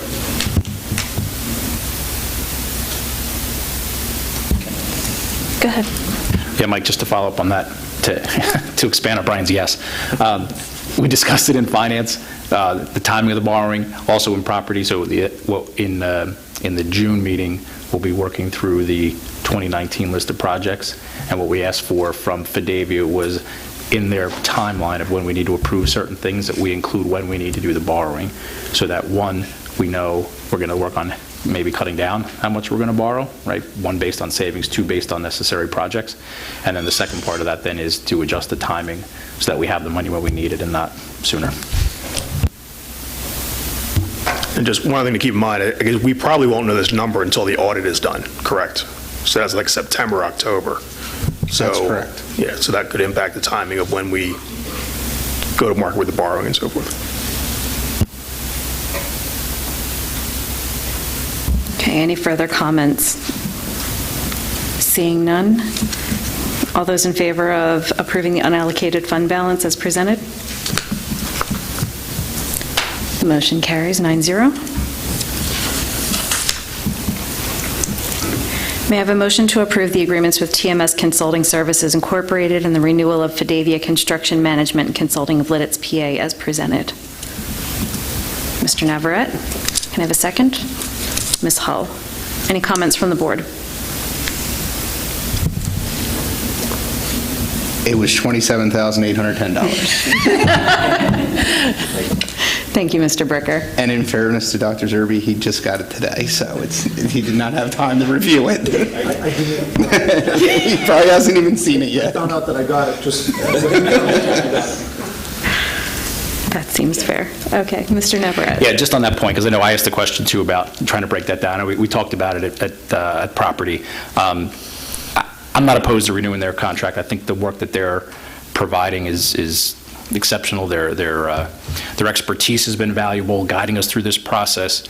I'm not opposed to that, but I'm eager to see that breakdown, because the total was 147. I know that it was a not to exceed for 53 associated with the high school fields project, and there were some other, and then any additional projects were to be billed at, I think, $16,667 a month. So I just want to make sure that we see that after this. Not going to impact my vote on renewing their agreement. I know we have an annual renewal, and I want to keep them on board, but I do want to make sure we have the right scrutiny on that spend. That's all. Thank you. Any further comments on these items? Seeing none, all those in favor of approving the agreements with TMS Consulting and Fidavia as presented? The motion carries 9-0. May I have a motion to approve the MCIU cost plan as presented? Mr. Winters, can I have a second? Ms. Cancro, any comments from the board? Seeing none, all those in favor of approving the MCIU cost plan as presented? The motion carries 9-0. Personnel items. Dr. Sosnowick. Thank you, Madam President. For your consideration, you already took action on A and B. There are two items underneath employment administrative, one item underneath employment classified, two job descriptions for your approval, an establishment of a professional position, classified position, and then a change of status administrative. We have 6 change of status professional, 1 classified position, change of status, 1 item under elimination of positions, 1 item under elimination of a classified position, 5 uncompensated leave professionals, 1 uncompensated leave classified, a compensated professional development leave, granting for professional development, 2 administrative payments, 4 supplemental contracts, classified substitute list, and with the additions of the 3, the volunteer list, and I believe that is it. I think that's certainly enough. It's quite the list. So we've already passed A and B. I'm going to go through these somewhat individually. Can I have a motion to approve the appointment of Che Regina of Wellsboro, Pennsylvania, to the position of Director of Human Resources and Labor Relations with a start date of July 16th, 2018? Ms. Cancro, can I have a second? Mr. Navarette, any comments from the board? Seeing none, all those in favor? Motion carries 9-0. And then a motion to approve the individual employment contract between Methacton School District and Che Regina from July 16th, 2018 through June 30th, 2021 at a starting salary of $130,000. Ms. Drummond, can I have a second? Mr. Ryan, any comments from the board on this item? All those in favor? The motion carries. If I could just interrupt. Go ahead. This evening, we have in the audience Che Regina. Che, if you wouldn't mind standing, please. Che is a graduate of Mansfield University. He also attended with a degree in physics and teaching certification. He got his MBA from Penn State University, as well as from Indiana University of Pennsylvania. Has an education, I forget what it is. A master's in education. Che come to us from Keystone Central School District, where he's been the HR director for the past 4 years. So he's not only been a teacher, but an assistant principal, an athletic director, but prior to taking on the role as an HR professional. So while July 16th is a long way away, we do appreciate Che being with us this evening, and I have the employment contract for the board president to sign, and welcome.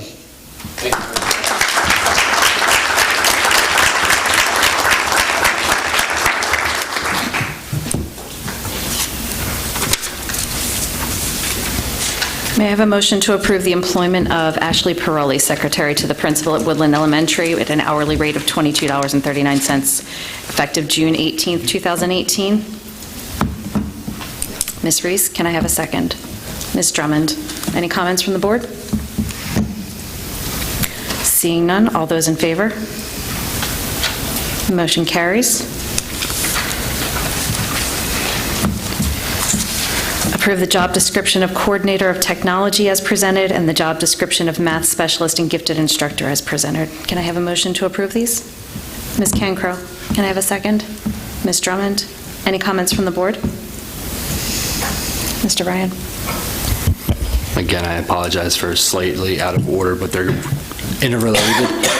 There was the comment of the $7,000 payment to Karthik. This Coordinator of Technology job description, the new Technology Director, and how everything will go. I just wanted to know if, I had asked the question during the work session, if there was the proper delineation. I believe he actually wasn't the Coordinator of Technology before. He was actually the Systems Administrator. That is correct. So he's not going back to the same role. I just want to provide a little bit of clarity since there was a question from the public, if we could just kind of briefly give some clarity to that. Dr. Sosnovic, could you bring clarity to that for us?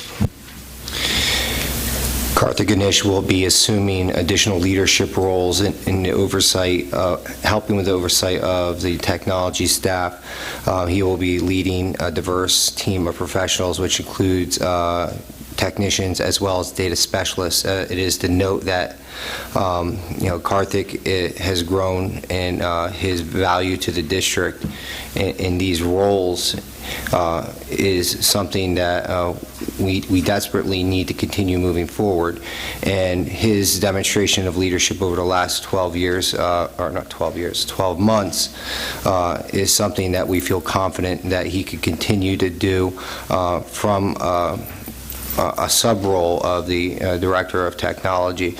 We will create, and I'm speaking for Dr. Zerbe in terms of what he said at the work session, additional projects and tasks that the Director of Technology will also assume, beyond just, overseeing technology. So with that, the delineation in the job description was made, and that's how it is set forth for your approval tonight.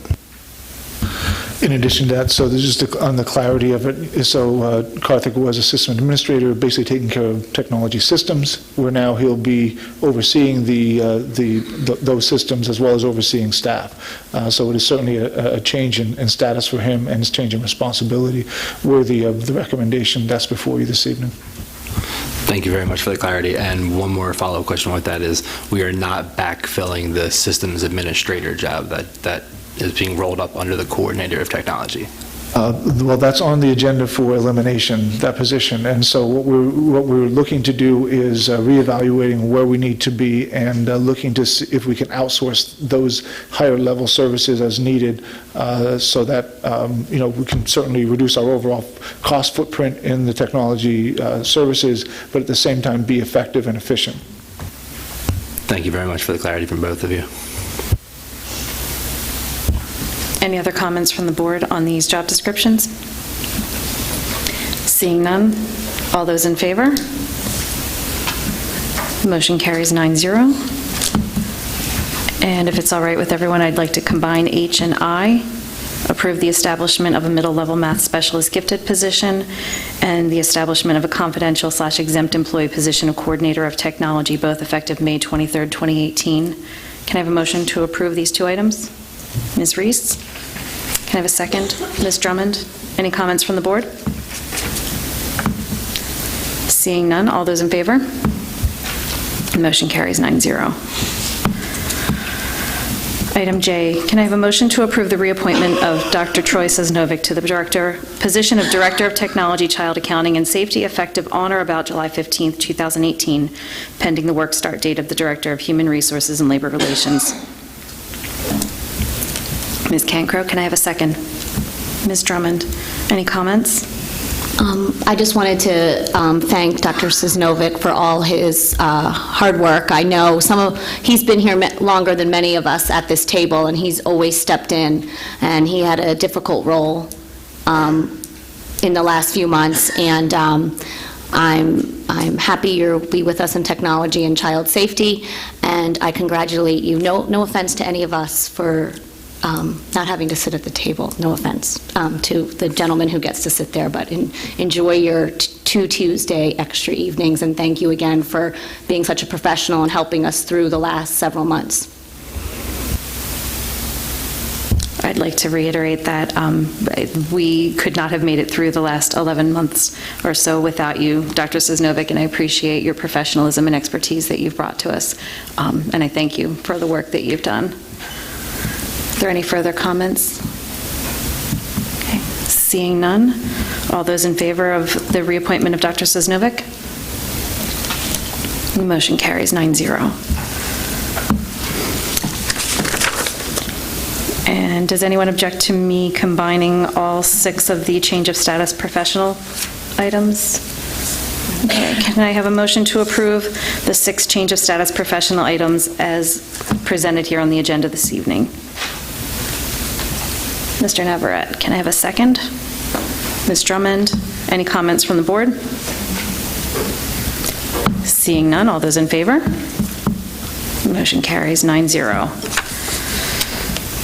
Can I have a motion to approve a change of status for Karthik Ganesh from Interim Director of Technology to Coordinator of Technology, effective May 23rd, 2018? Mr. Navarette, can I have a second? Mr. Winters, any comments from the board? Seeing none, all those in favor? Motion carries 9-0. Item M, I know that there was some revision, I believe, that came out of our discussion of this item last week. First I'll take the motion, but I also would like Dr. Zerbe to walk us through what has changed since our previous discussion. So we'll start with the motion so then we can open up our discussion. So can I have a motion to approve and concur in the recommendation of the superintendent to curtail or alter the educational program as a result of substantial decline in course enrollments and in order to conform with standards of organizations in accordance with the public school code as stated? Ms. Drummond, can I have a second? Ms. Reese? And I'll turn this over to Dr. Zerbe to walk us through the changes. Thank you very much.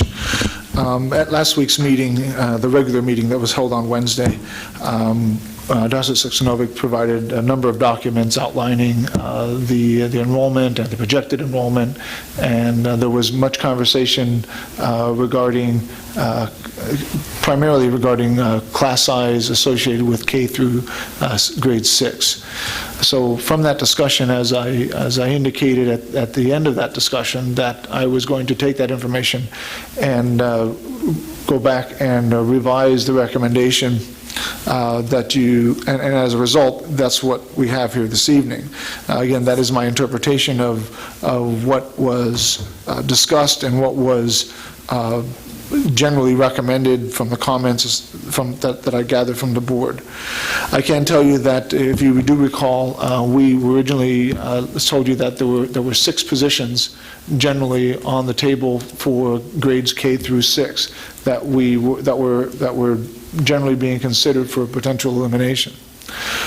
We brought forward the determination that we would like to take 2 of those positions and put them into what we called a temporary status, not necessarily hiring for them right away, but hold on to them and put them into the budget in case sometime thereabout in August, make a determination if the class size does materialize into a number that will require us to move another teacher into a specific grade, we could go ahead and do that. Our goal certainly is to make sure that when we look at providing education at all of our levels, that we're considering class size, and the board is quite familiar with those discussions, and we've had those in the public, and those are important things. So what we had done as part of this recommendation, while there were 6 on the table for consideration, based on our conversation about grade 5 particularly. It's my understanding that we will put a grade 5 teacher back in as part of this recommendation, so that grade 5 teacher will not be eliminated as originally recommended. And then the second part of this is we want you to know that the Arrowhead position, which was reaching, was probably the highest potential limit, was also back in. So that leaves us then with, of the 6 positions that were being considered for elimination, 4 being in the budget and 2 being specifically already identified for being used, 1 at Arrowhead and 1 at 5th grade. And then the remaining 2 positions would be recommended for you as it's laid out here for elimination. So out of the 6, we're recommending that 2 be eliminated. Now, in terms of class size, I can tell you, and as we reviewed the numbers together, that the elimination of those 2 positions should allow us to maintain the class size that we've been accustomed to for the last couple of years. If there's disagreement with that among the board, then we need to have that conversation. But that's my understanding. And part of the conversation was about, well, if we put people back into the budget, how are we going to pay for it? So I think that's an important piece for you to understand that we considered 2 pots of money that were available. The first being the budgetary reserve. We recognize that annually we've been putting $200,000 in the budgetary reserve, and for instances where we need to deal with certain matters, we could use that money. But we also recognized through the conversation that evening that we still didn't take out the transfer from capital or from the budget to capital that we've been using to rebuild the capital fund, and that's $200,000 as well. So with the recommendation this evening, while I don't have the budget in front of you, I can tell you that the putting the 2 additional teachers back in, meaning that we only are eliminating 2, it should not have a negative impact on the budget, and that we would use the transfer from budget to capital to deal with that, and then that leaves us one determination yet for the budgetary reserve. So that's kind of where we are today. If there's further questions on that from the board, I'll be glad to field them. I don't have a question, but I do want to comment first, Madam President and other directors. Sorry if I misspoke to Mr. Brower. I should have waited until 10 I guess. I got excited, and I was afraid he might leave.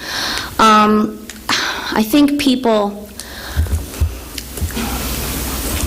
sometimes don't fully understand all that goes on. I mean, it's impossible in a district, in a school district, and I can tell you that in 1999, I was hired as a public school teacher during the Class Size Reduction Act. I taught 3rd grade, and they hired me right before Labor Day because of this Class Size Reduction Act. And I taught 17 3rd graders. That was back in the good old days. And it pains me to see what happens in education, and a lot of that is legislatively, why we have to have foundations to help us support our budgets. So I want to thank this board for understanding how important class size is. In an ideal world, there would be no reductions, but it's impossible due to numbers, enrollment, budget, etc. We did talk a little bit about policy. I would suggest that as a board, we looked at our K-4 policy before, and now we probably need to look at our 5 to 8.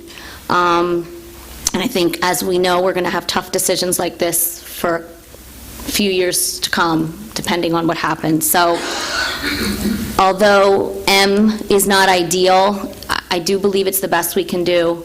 And I really do wish we could do more. I work at a neighboring district, and our class size is a lot higher. We're not a lot higher, but it's higher. And I do appreciate our efforts at trying not to get there. So, thank you. I'd also like to say that I agree it's not ideal to be eliminating positions, but I think another thing to understand here is the timing of this. I would much rather, given the choice, if I have to eliminate a position or furlough an individual, we're eliminating a position. Someone is not losing their job as a result of this action. If our class sizes change, if our needs change, we can create the position again, and I believe that this board is committed to keeping our class sizes reasonable within our policy. We're committed to keeping class size where it should be. So, yeah, it's not ideal, but I think this is the right balance between what we need to do fiscally, what we need to do educationally, and it's not permanent. If there's a need to change this, we can, and I believe the sentiment of this board is that we will.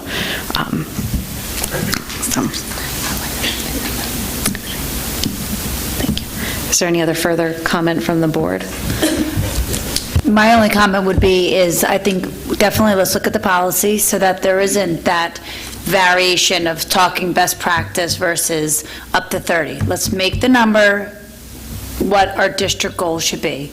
And whether it's 22, that's my only thing. Let's make it a policy so we don't have to keep saying best practice. Thank you. Yeah, I just want to also bring attention to the motion. I noticed in the motion that there's a date error. It should be effective July, it's probably the fourth line from the bottom, it should be July 1, 2018.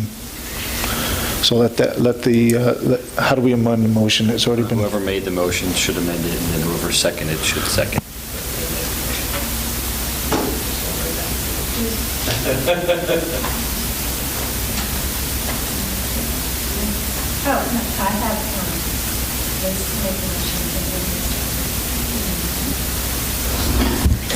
Liz, would you like to amend?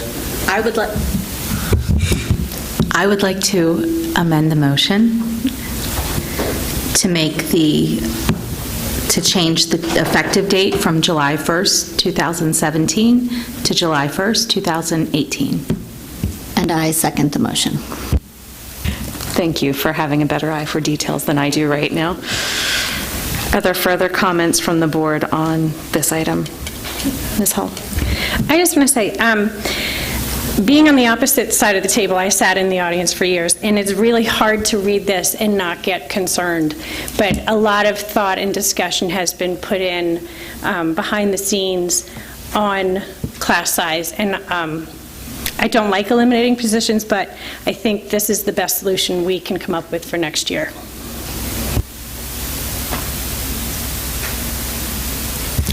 Yeah, I'll echo what's already been said. I think anybody that was here and saw me on a computer screen last week, or didn't see me as the case was, I spoke out pretty strongly against this, and we do need to right-size our district. We do have a declining population. We do need to have the right number of teachers for the right number of students at all levels. K to 6 is not where I'm willing to make these sacrifices, not to have classes of 25 children. We can avoid that. We're better than that. The decisions that we make on this board today in these matters speak to what we want our district to be, and I think the message needs to be sent loud and clear, and I think it has been, that class size is important. There are very few ways in which we as a board can make a direct, meaningful impact on the education of our students. This is one of them.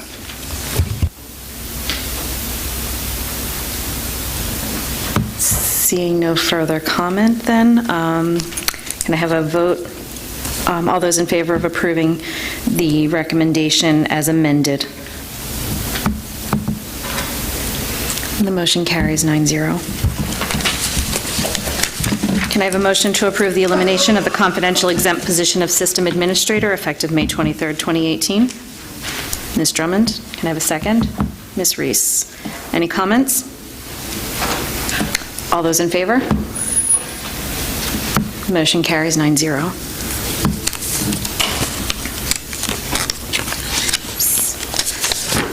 And may I have a motion to approve the 5 uncompensated leaves of absence as well as the uncompensated leave classified and the compensated professional development leave. So that would be items O through R for those keeping score. Ms. Reese, can I have a second? Mr. Earnshaw, any comments from the board? Ms. Hall? I guess this is my inexperience in this, but can you, Dr. Sosnova, can you explain the difference between a sabbatical leave and a compensated professional leave? Under school code, they both follow the same rules. So an employee can take an uncompensated leave for medical or and also for professional development reasons.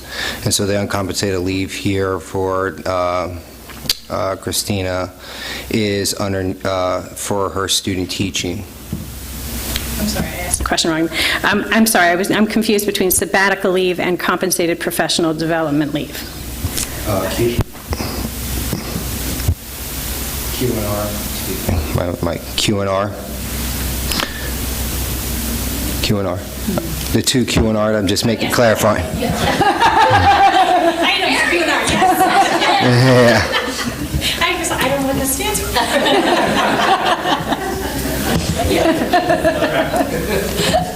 That's great.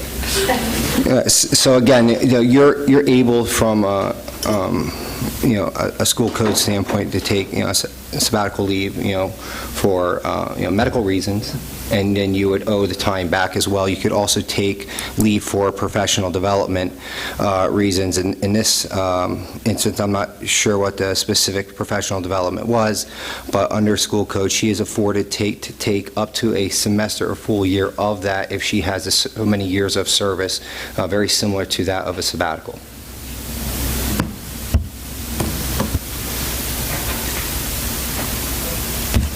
Further comments from the board? Mike and I were just over here whispering, so we'll just tell you what we were whispering about and not toward Dr. Sosnovic as you're sitting there trying to answer a question. I will just add that this is not school code, I believe, and I know that's probably not what you meant, contract related. For example, I am unable to do this where I work. It's a wonderful thing that we have, but this is contract related. Sabbatical. Yes, sabbatical, excuse me. Any further comments or questions from the board? Seeing none, can I have a vote to approve items O through R on the agenda this evening? The motion carries 9-0. Can I have a motion to approve a one-time payment in the amount of $3,500 for Karthik Ganesh for work completed as Interim Director of Technology, as well as a one-time payment in the amount of $3,500 for Dr. Troy Sosnovic for work completed as Interim Director of Personnel. Ms. Cancro, can I have a second? Ms. Drummond, any comments from the board? Seeing none, all those in favor? The motion carries 9-0. Can I have a motion to approve the 4 supplemental contracts listed here this evening? Ms. Reese, can I have a second? Ms. Cancro, any comments from the board? Seeing none, all those in favor? The motion carries 9-0. Can I have a motion to approve the classified substitute list as presented? And this would be 3 individuals as well as the list of classified substitutes for the 2018-2019 school year. Kim, can you take number 4 separately, please? Oh, sure. Can I have a motion to approve items U1, 2, and 3? Ms. Reese, can I have a second? Ms. Drummond, any comments from the board? Seeing none, all those in favor? Motion carries 9-0. Can I have a motion to approve item U4, the attached list of classified substitutes? Ms. Reese, can I have a second? Mr. Earnshaw, any comments from the board? Seeing none, all those in favor? All those opposed? All those abstaining? Okay. My wife is on the list. The motion carries 8-0 with 1 abstention. And finally, can I have a motion to approve the list of volunteers attached? Ms. Reese, can I have a second? Mr. Earnshaw, any comments from the board? Seeing none. All those in favor? The motion carries 9-0.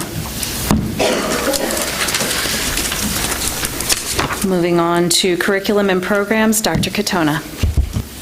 Thank you. 2 items this evening for your approval. The first is the participation of Methacton School District in federal programs for the 2018-19 school year that include Title I, Part A, Title II, Part A, Title III, and Title IV, Part A. And once we know the potential allocations, we will bring that information to you. And also to approve the granting of diplomas to members of the Methacton High School class of 2018 who meet the graduation requirements. Thank you, Dr. Katona. May I have a motion to approve the participation of Methacton School District in the federal programs as presented? Ms. Cancro, can I have a second? Ms. Drummond, any comments from the board? All those in favor?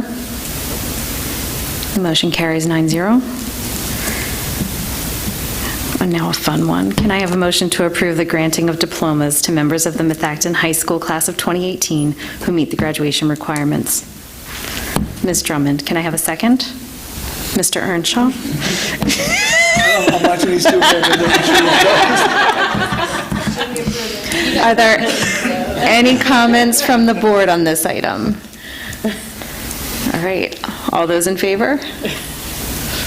9-0, motion carries. Be the first to congratulate the class of 2018. On to policy, Dr. Zerbe. Thank you, Mr. President.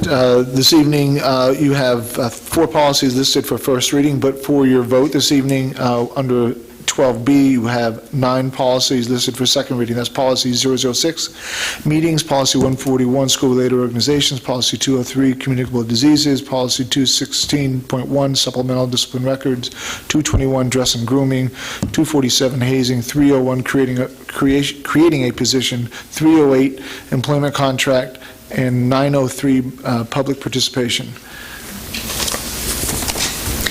Do any of the board members want us to take any of these policies separately?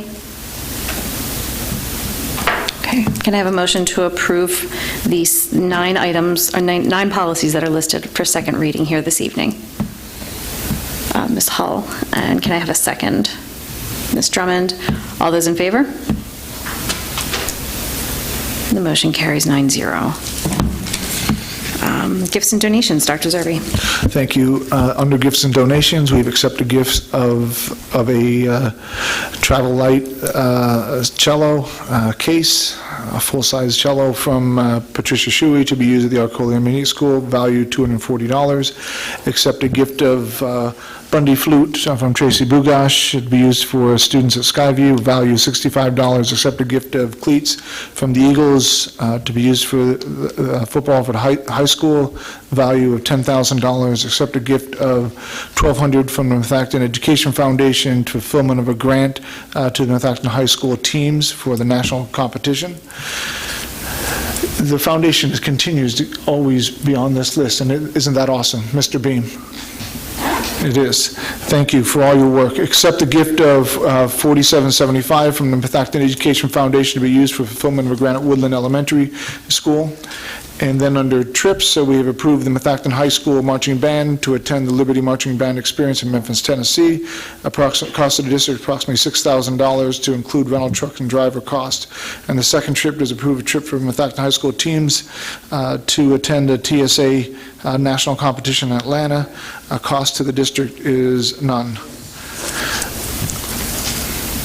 Would you like me to go with the rest of the others? School enrollment vendor on the agenda for your approval this evening is authorized the administration to engage the firm of Mylone and McBroom of Cheshire, Connecticut to conduct a student enrollment update for a fee not to exceed $32.50. There's a separation agreement on the agenda for your approval, a separation and release agreement by and among the Methacton School District, Russell Vincent employee, and the Methacton Education Association, MEA. And lastly, under other is a benefit and compensation plans. The first is approve the benefit and compensation plan for the confidential and exempt employees from July 1, 2017 through June 30, 2021, and approve the benefit and compensation plan for the Methacton Administrative Organization, commonly known as Act 93 employees, for July 1, 2018 through June 30, 2021. All right, we'll take these separately, I guess. Can I have a motion to approve the gifts and donations as presented here this evening? Ms. Reese, can I have a second? Mr. Navarette, any comments from the board? Ms. Hull? Can I ask about, I should have asked last week, I'm sorry, the gift of the cleats from the Philadelphia Eagles, where that came from? This is, I believe, a second of two donations that we received from the Philadelphia Eagles. The first one was a big truck that showed up, 2 years ago? I think it was 2 years ago. And it came from the Eagles. There certainly are some connections within the Methacton community that make that happen, but the donation is from the Philadelphia Eagles.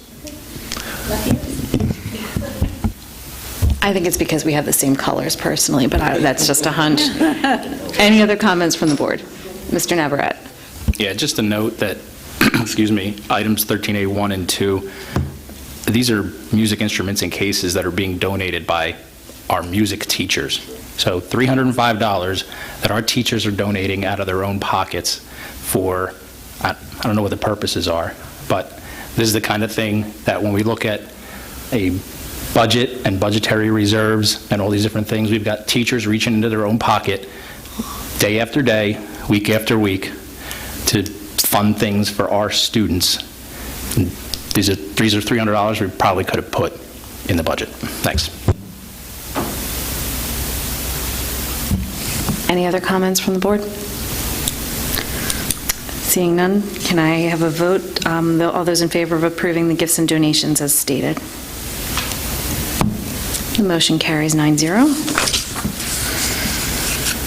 May I have a motion to approve the 2 trips as presented here this evening? Ms. Cancro. May I have a second? Mr. Earnshaw? Any comments from the board? Seeing none, all those in favor? The motion carries 9-0. May I have a motion to approve the authorization of Mylona McBroom of Cheshire, Connecticut to conduct a student enrollment update as presented? Mr. Navarette, can I have a second? Ms. Reese, comments from the board? I had some questions regarding this last week, and I guess sometimes I'm a little confused on how some things wind up on the agenda and others don't, but the actual agreement for Mylona McBroom is not attached to the agenda, so the public did not have a chance to see it. My concern is still the item listed as deliverables in this agreement. It is a one-sentence deliverable, sorry, it's a little bit small here. Mylona McBroom will provide a memorandum inclusive of appropriate statistical information, including the enrollment projections in a tabular format. I don't really think that helps us with what we're actually getting in return. Are we getting a full report? Are we getting a memo here? Are we getting grade by grade? Are we getting building by building? I can't vote for something if I don't know what the end result is.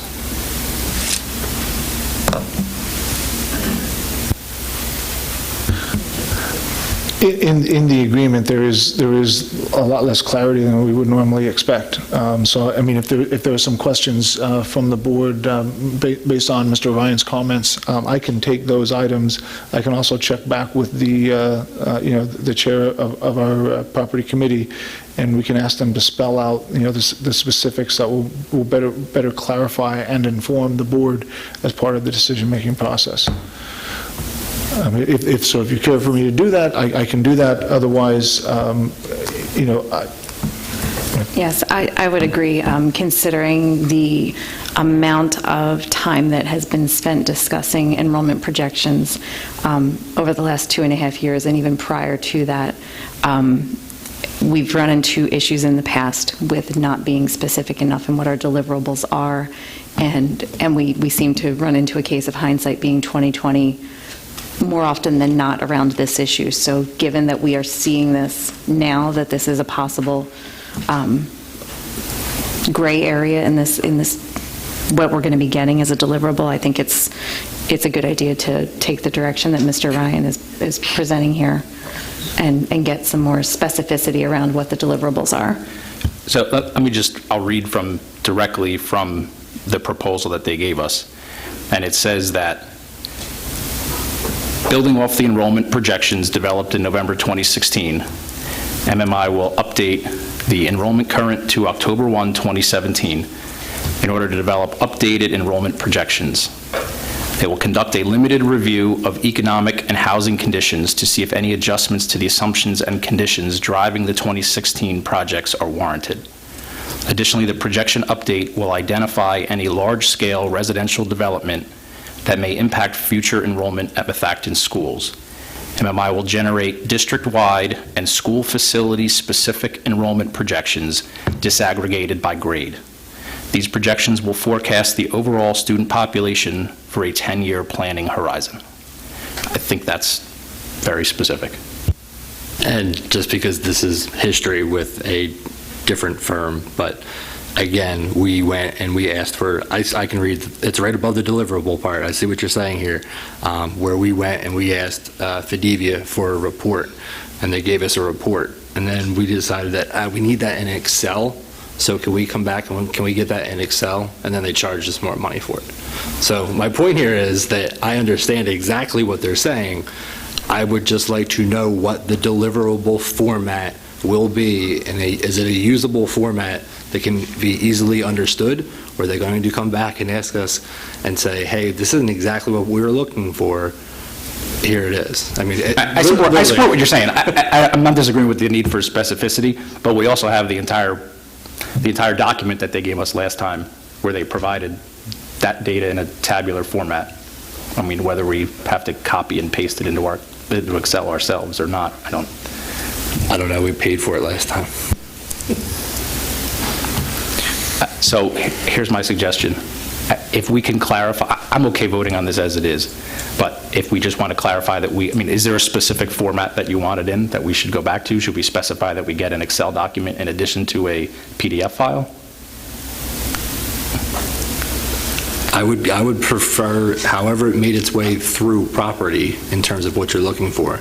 My point is that I didn't hear it mentioned in property of what you're looking for, and I don't see it in here. So I'm just saying that however your intent is to use this in committee and then bring to the full board, that it is in a format that is concurrent with what you're looking for. How about that? Can I make a suggestion? So, Mr. Ryan, you were on the board when we got our previous enrollment reports from Mylona McBroom. Do you feel that those reports gave us the data and the information? I mean, was there anything, I know it's kind of putting you on the spot, but I think if there was anything that was lacking from those reports, maybe that's what we start with. Or if we say, those are the reports, that's exactly what we want, but updated. Maybe that kind of specificity, because they've already done this work for us before. So if we've been happy with what they've done before, then it may be something as simple as saying, hey guys, just do what you did last time.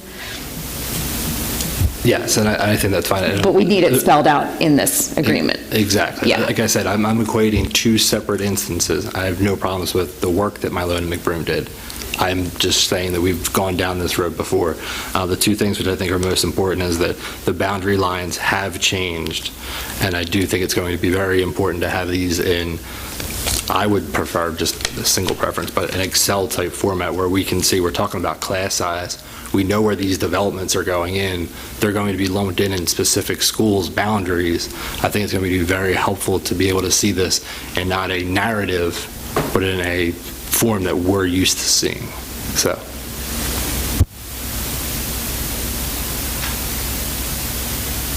Are there any other comments from the board on this item?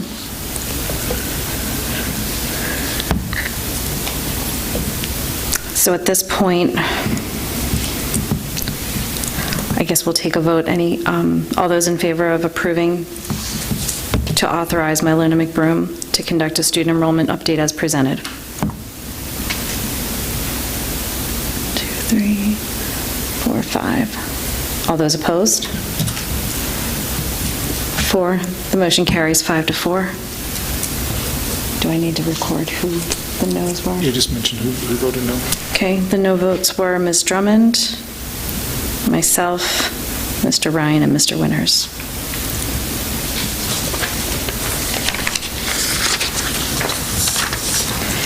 May I have a motion to approve the separation and release agreement by and among the Methacton School District, Russell Vincent, the employee, and Methacton Education Association, MEA? Ms. Reese, may I have a second? Ms. Drummond, any comments from the board? Seeing none, all those in favor? All those opposed? Okay, 8 to 1 with Mr. Earnshaw opposed.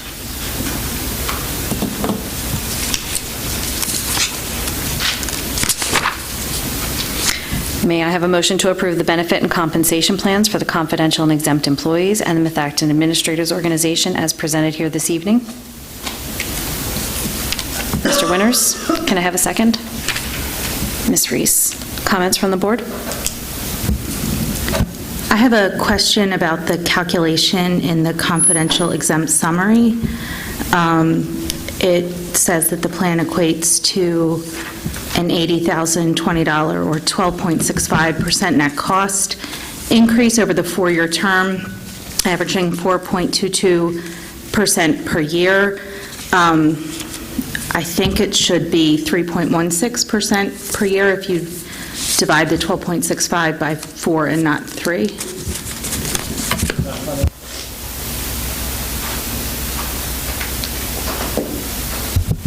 I believe that she's correct.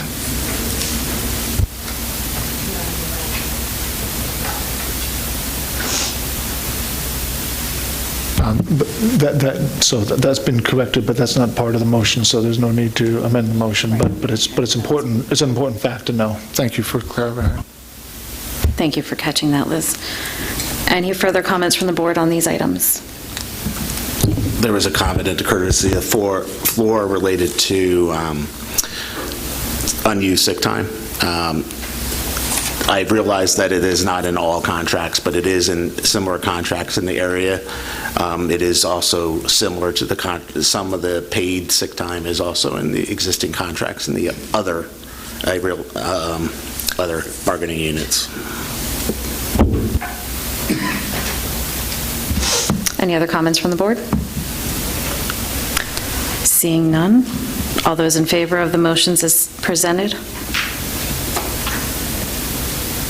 All those opposed?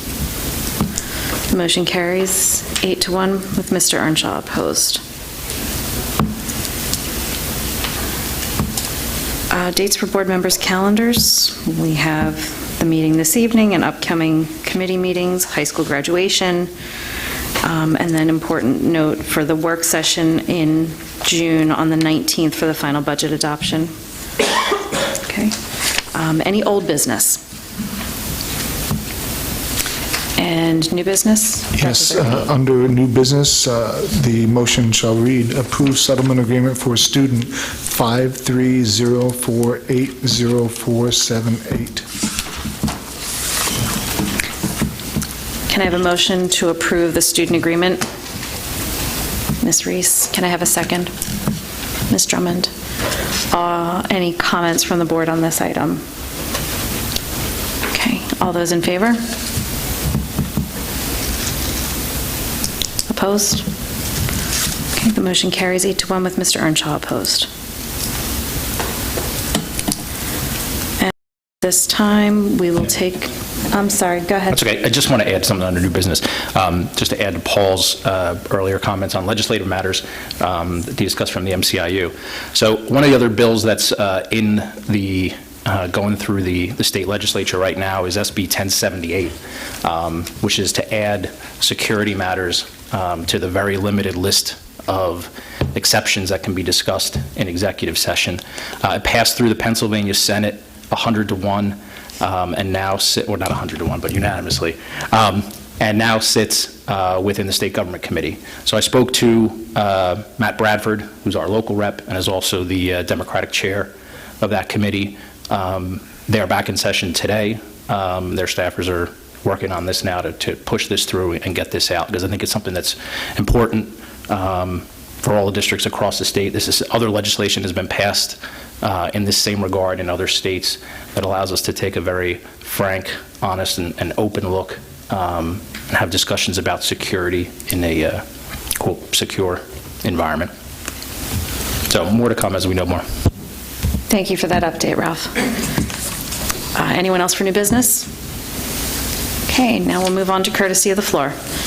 As a reminder, we try to keep our comments during courtesy of the floor to about 3 minutes. Oh, is it? I thought that was going to go into effect next month.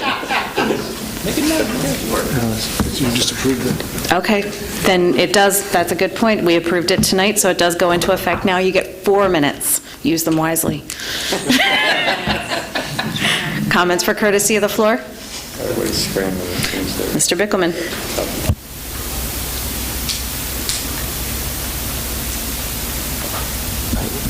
Joe Bickelman from Audubon. I want to thank Mr. Ryan for the clarity on the additional duties for Mr. Ganesh, but I didn't get any clarity on the supervision of these technicians. Who did that in the past? You know, who's giving up those duties of supervising technicians and things? They just weren't running around not being supervised. Somebody was supervising them, so I didn't get any clarity on that.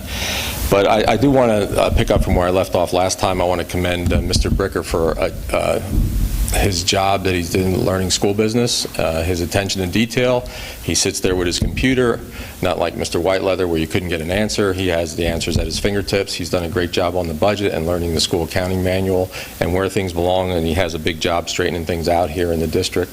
I also want to commend the Finance Committee and the rest of the board for their questioning in the budget presentations, the budget workshops, you know, at the Finance Committees. The questioning is right on, looking for the fat that's in the budget, the fluff that's in the budget, and keeping in mind the borrowing costs and everything like that, and delaying the borrowing till the last minute. I think the board's discussion is something that I didn't see in my first 2 years of attending these meetings, but I've been here 4 years, and I really want to commend everybody for their questioning and looking for the information, because you need the data. As long as you get the data, you're making good, educated decisions.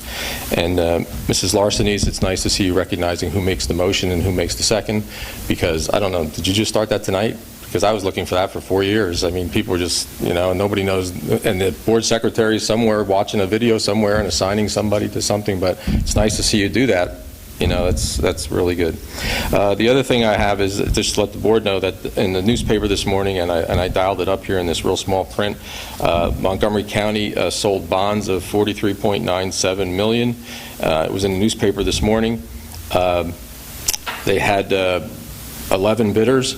The lowest rate was to Rabin, James and Associates. The lowest rate was 2.127 was the rate. I don't know any details of how long the borrowing is, but they've got a AAA rating, the county. And I think the newspaper article said 12 bidders, but this says 11 bidders. But, you know, it was a bid process that they went through, so I just want to let the board know that. Thank you. Thank you, Mr. Bickelman. I think everyone should take their additional minute and use it the way that Mr. Bickelman did. That'd be really nice. I might be asking too much.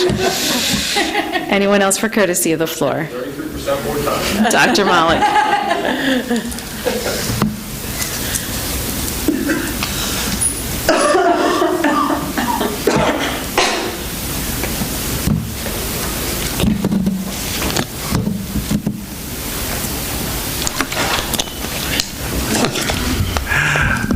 This isn't going to be a love fest, I hate to tell you. Jim Malik, Worcester. Who set the parameters for the M&M report?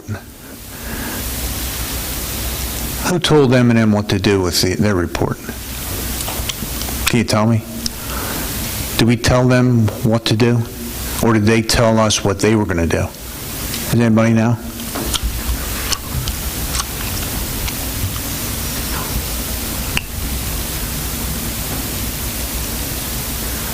I believe that that was a result of discussions. I don't believe that it was any one person. Who's the point man, Dr. Zerbe or the chair of the property committee? Are you talking about this current agreement? The one you just passed for $3,000. That I don't know. I was not on the committee. Do you know, Dr. Zerbe? The request was made several months ago, so the proposal that we accepted was probably, it could be a little over 4 months old, if not, maybe longer. That request was, I asked them for a proposal that they would commonly do as a follow-up to enrollment studies that they did for us. Like ours, that they previously did. And that's what I asked for, and that's what they provided me. Okay. You guys realize that this isn't a public school. This is a private school. This is Methacton Prep. You know, everybody keeps thinking we're public. You know, $22,000 per student, the class sizes we currently have, and now we got 2% tax increase coming up, right? So I went back to your, I'll call this the larceny's ticket, right? You guys have here Methacton school taxes raised 33 times out of 34 years. Well, going to raise them this year. I guess you were unhappy about the tax increases, but you guys are raising taxes. You had it on here, protect taxpayers and property values because you're raising taxes on the blackboard. What? How you guys raising taxes when you're complaining about all the tax increases? Can you explain that one? Had it on your mailer. You guys seem to be raising taxes just like all the people you were complaining about. That's what I used my minute for. I knew you wouldn't be happy about it. You guys put an RFP out for a new solicitor. Came out of nowhere. Who made that decision for an RFP? That one just came out of the blue. Did you make that decision?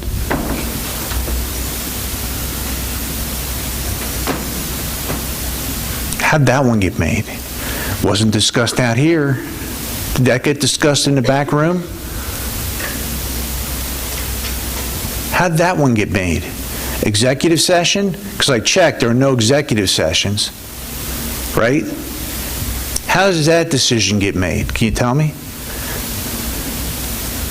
It's not something that has to be voted on by the board. Says to who? issue an RFP. Says who? That was the advice we were given from our solicitor. The solicitor gave you advice about the RFP to get rid of the solicitor? Is that what you're telling me? That's not what I'm saying. This is why we don't engage in back and forth, Dr. Malik. I'm ending it now. Well, I doubt the solicitor gave you advice that you didn't need to bring it forward to get rid of him, okay? I don't think that's true. I think you're BSing me right now. That's what I think. Because I think you probably should have discussed it in executive session, which you didn't because there's no evidence of it anywhere. I think you made the decision on your own, which I think's wrong, number one. I think what's your reason for it? Because to me, see, here's what I think. I think your reason for doing it, and it's my opinion, is some political payback. That's what I think. Well, you're not answering me, so I'm going to make my opinions, my conclusions. Certainly not performance. The only reason you guys haven't been sued to this point is because I'd have to battle him. Dr. Malik, you've hit the 4-minute mark. Yeah. Well, I'll finish up. The reason you guys haven't been sued for not following board policy for 2 years is I'd have to battle him and Frank Bartle in court, and I don't want to do it because they're the best. They're the best. Thank you, Dr. Malik. Anyone else for courtesy of the floor? Okay, can I get a motion to adjourn? Second? Meeting adjourned.